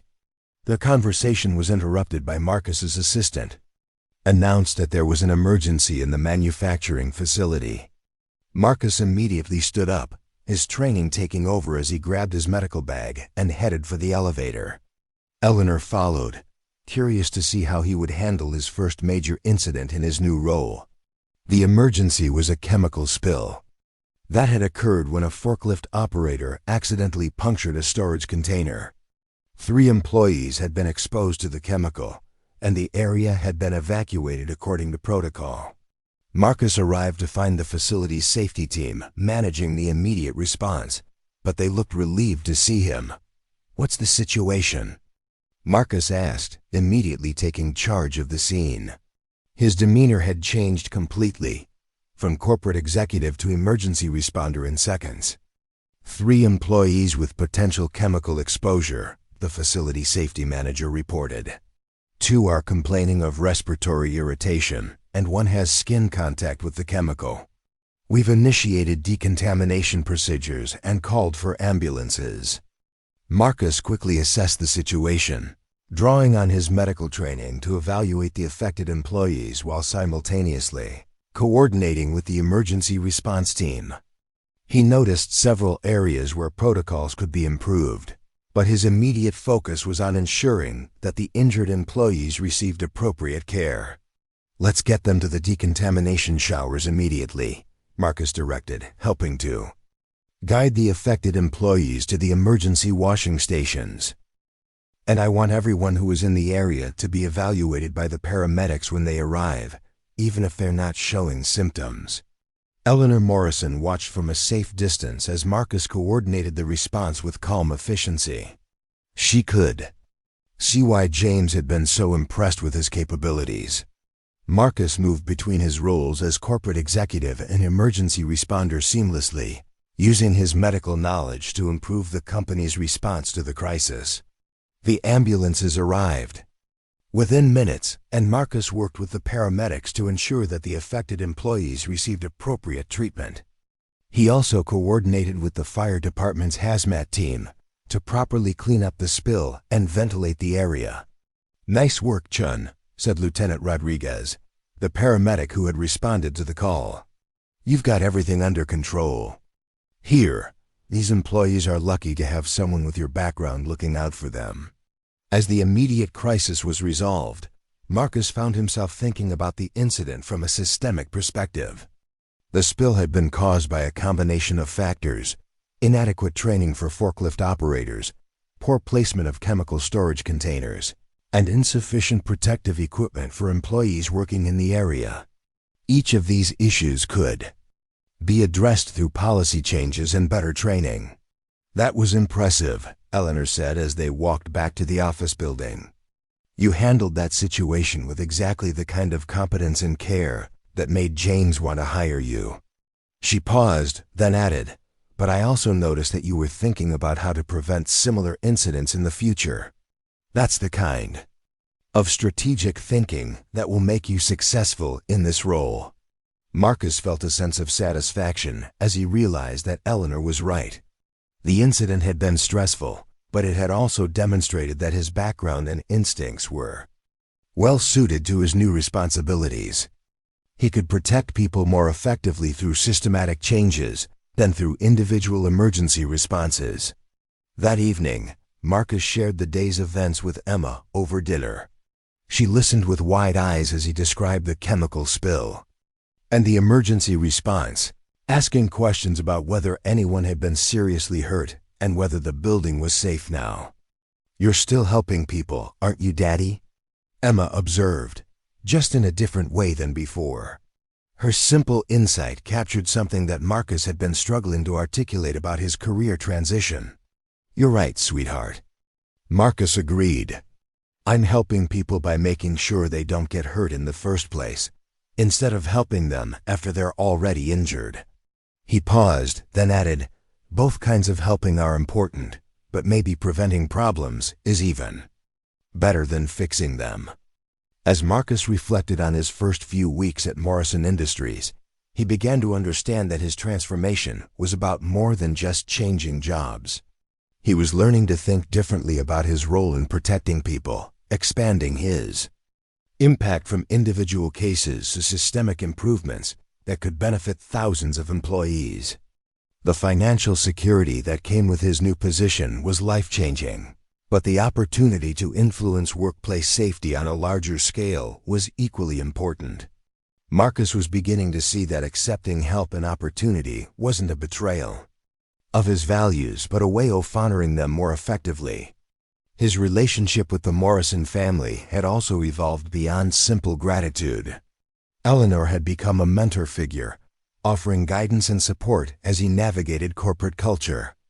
James had become a colleague and advocate, someone who understood the value of Marcus's unique perspective and was willing to support his initiatives.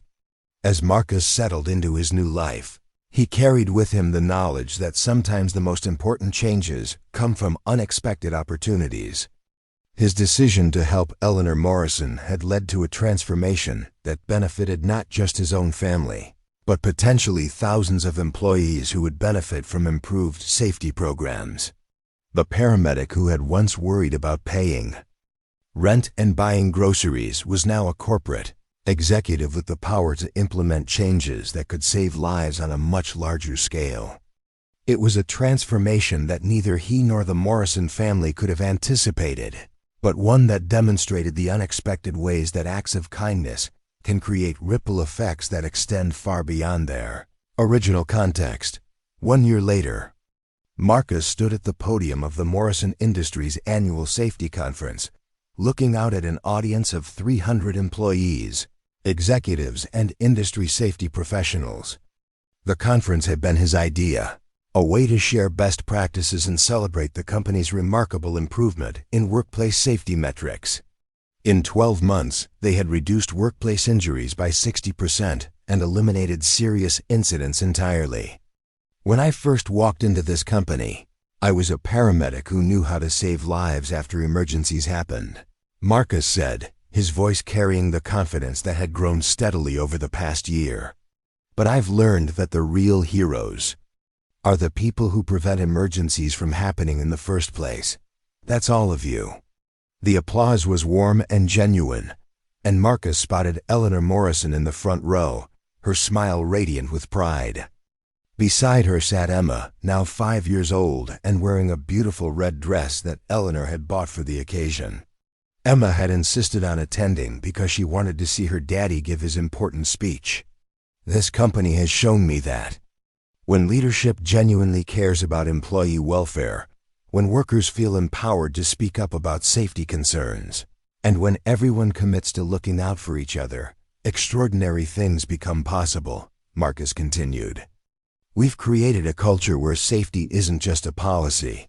It's a value that guides every decision we make." After the presentation, Marcus was approached by representatives from other companies, government officials, and safety professionals who wanted to learn from Morrison Industries' success. The transformation he had led was being recognized as a model for corporate safety programs nationwide. "Mr. Chen, I'm David Park from the Department of Labor," one official said, shaking Marcus's hand. "We'd like to discuss having you present. Your safety model at a national conference next month. What you've accomplished here is exactly what we're trying to encourage across all industries." Marcus accepted the invitation, though he made sure to emphasize that the success had been a team effort. His assistant team had grown to include former paramedics, safety engineers, and training specialists who shared his commitment to protecting workers. Together, they had created programs that went far beyond traditional safety compliance. Eleanor Morrison approached him after the crowd had thinned, her walker moving slowly but steadily. Her recovery had been complete, and she remained actively involved in company operations, though she had officially stepped back from day-to-day management. "I'm so proud of what you've accomplished," Eleanor said, her voice carrying deep emotion. "You've exceeded every expectation we had when James first offered you this position." She paused, watching Emma play with some of the younger employees' children. "But more importantly, you've created something that will protect people for years to come." Marcus felt a familiar surge of gratitude toward the Morrison family. The job had transformed his life in ways he never could have imagined, but the relationship with Eleanor had become equally valuable. She had become his mentor, his champion, and in many ways, a second grandmother to Emma. "Mrs. Morrison, I owe all of this to you," Marcus said. "If you hadn't collapsed on that street corner, if you hadn't insisted on finding me, if your family hadn't taken such an extraordinary risk on someone with no corporate experience, none of this would have happened." Eleanor smiled and patted his arm gently. "Marcus, you saved my life that day, but I think we've saved each other in different ways. You gave me more time with my family, and we gave you the opportunity to make a difference on a scale you never thought possible." She looked around the conference room, still filled with people discussing safety innovations. "This is what happens when good people are given the resources to do good work." Emma ran over to them, her face flushed with excitement from playing with the other children. "Daddy, everyone says you're famous now," she said, wrapping her arms around his legs. "Are you still going to have time to help me with my art projects?" Marcus lifted his daughter up, holding her close. "I'll always have time for you, sweetheart. That's the most important job I have." He looked at Eleanor, who was watching their interaction with obvious delight. "Besides, Mrs. Morrison has promised to help teach you about painting. She's quite an artist herself." The conversation was interrupted by James Morrison, who had been networking with conference attendees and was now approaching with a broad smile. "Marcus, I've got some news that I think you'll find interesting," he said, his tone suggesting significant developments. "The board has approved your proposal for expanding the safety program to our international facilities," James announced. "They want you to spend the next 6 months traveling to our operations in Europe and Asia, implementing the same protocols that have been so successful here." He paused, then added, "It's a substantial promotion with a compensation package that reflects the global scope of your new responsibilities." Marcus felt a moment of overwhelm at the magnitude of the opportunity. When he had first accepted the position at Morrison Industries, he had simply wanted to provide better for Emma. Now he was being offered the chance to influence workplace safety on an international scale, protecting thousands of workers across multiple countries. "That's incredible," Marcus said, though his mind immediately went to practical concerns. "What about Emma's school? She's just settled in here, and I don't want to disrupt her education." His priorities had evolved over the past year, but Emma's well-being remained his primary consideration. Eleanor Morrison spoke up with a solution that demonstrated her understanding of Marcus's concerns. "What if Emma and I work together on a special project while you're traveling? I could arrange for her to have art lessons with some of the city's finest instructors, and we could document your work abroad through her perspective." Her eyes twinkled with mischief. A 5-year-old's view of international business might be exactly what the world needs to hear. Emma's eyes lit up at the suggestion. "Could I really do that, Mrs. Morrison? Could I make art about Daddy's work?" The enthusiasm in her voice made it clear that she found the idea tremendously exciting. "I think it's a wonderful idea," Marcus said, feeling a surge of affection for Eleanor's creative solution. "But are you sure you're up for watching a 5-year-old for extended periods? She can be quite energetic." Eleanor laughed at the sound. Rich and warm. "Marcus, I raised 3 children and helped raise 7 grandchildren. I think I can handle one artistic 5-year-old." She looked at Emma with obvious fondness. "Besides, I've been looking forward to having a project that combines my love of art with my interest in your work." As the conference wound down and attendees began to leave, Marcus found himself reflecting on the extraordinary journey that had brought him to this moment. 18 months ago, he had been a struggling single father, worried about paying rent and providing for his daughters' basic needs. Now he was being offered an international executive position with the resources to make a global impact. The transformation had been about more than financial security, though that had been life-changing. Marcus had discovered that his skills and values were perfectly suited to corporate leadership, that his background in emergency services had given him unique insights into risk management and crisis response. He had learned to think strategically while maintaining his commitment to protecting people. His relationship with Emma had also evolved during this period. She was thriving in her new school, excelling in art classes, and developing friendships with children from diverse backgrounds. The financial stress that had once overshadowed their relationship had been replaced by opportunities for experiences and education that would benefit her for years to come. "Daddy, are you happy?" Emma asked as they walked to their car, her small hand tucked securely in his. The question was simple, but it went to the heart of everything that had changed in their lives. Marcus considered his answer carefully. "I'm very happy, sweetheart. I love my work, I love our life together, and I love knowing that I can provide you with everything you need to grow up strong and healthy." He paused, then added, "But most of all, I'm happy because I get to be your daddy, and that's the best job in the world."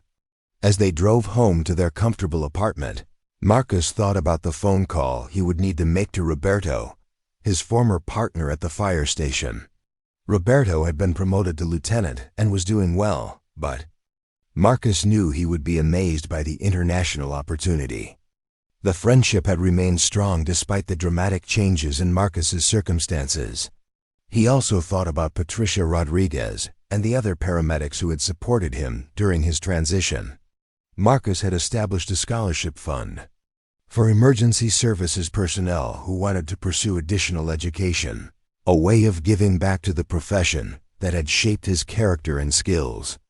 The evening routine with Emma had become one of Marcus's favorite parts of each day. They would review her artwork, discuss her school activities, and read together before bedtime. These quiet moments reminded him that success was measured not just by professional achievements, but by the quality of relationships and the time spent with people who matter most. "Daddy, will you tell me again about the day you met Mrs. Morrison?" Emma asked as Marcus tucked her into bed. The story had become one of her favorites, a tale of how a simple act of kindness had changed their entire lives. Well, it was a busy morning, and I was taking you to daycare when I saw a lady who needed help, Marcus began, settling into the chair beside her bed. I didn't know who she was or anything about her family. I just knew that she needed someone to help her, and I had the skills to do it. Emma listened with the contentment of a child hearing a familiar and beloved story. And then she found you and said thank you. And Mr. Morrison gave you the important job. And now we live in the nice apartment, and I go to the school with the good art teacher. That's right, Marcus agreed, smoothing her hair back from her forehead. And it all happened because sometimes when we help other people, good things come back to us in ways we never expected. He kissed her goodnight. But the most important part is that we help people because it's the right thing to do, not because we expect anything in return. As Emma drifted off to sleep, Marcus sat in his living room, looking out at the city lights and thinking about the journey that had brought him to this moment. The international assignment would be challenging, but it represented an opportunity to expand his impact and continue growing professionally. With Eleanor Morrison's support and Emma's enthusiasm, he felt ready to embrace whatever challenges lay ahead. Marcus Chen had learned that sometimes the most profound changes in life come from the simplest acts of human kindness. His decision to help a stranger in medical distress had led to opportunities he never could have imagined. But more importantly, it had connected him with people who valued his character and wanted to support his success. The former paramedic, who had once worried about affording groceries, was now preparing for an international executive role, but he carried with him the same values that had motivated him to perform CPR on a crowded street corner. The setting had changed, but his commitment to protecting people and providing for his daughter remained constant. As Marcus prepared for bed, he felt grateful for the unexpected turns that had brought him to this place. Tomorrow would bring new challenges and opportunities, but tonight he was content knowing that he had found his purpose and his place in the world. The simple act of helping Eleanor Morrison had created a ripple effect that would continue to benefit countless people for years to come. Up next, you've got 2 more standout stories right on your screen. If this one hit the mark, you won't want to pass these up. Just click and check them out.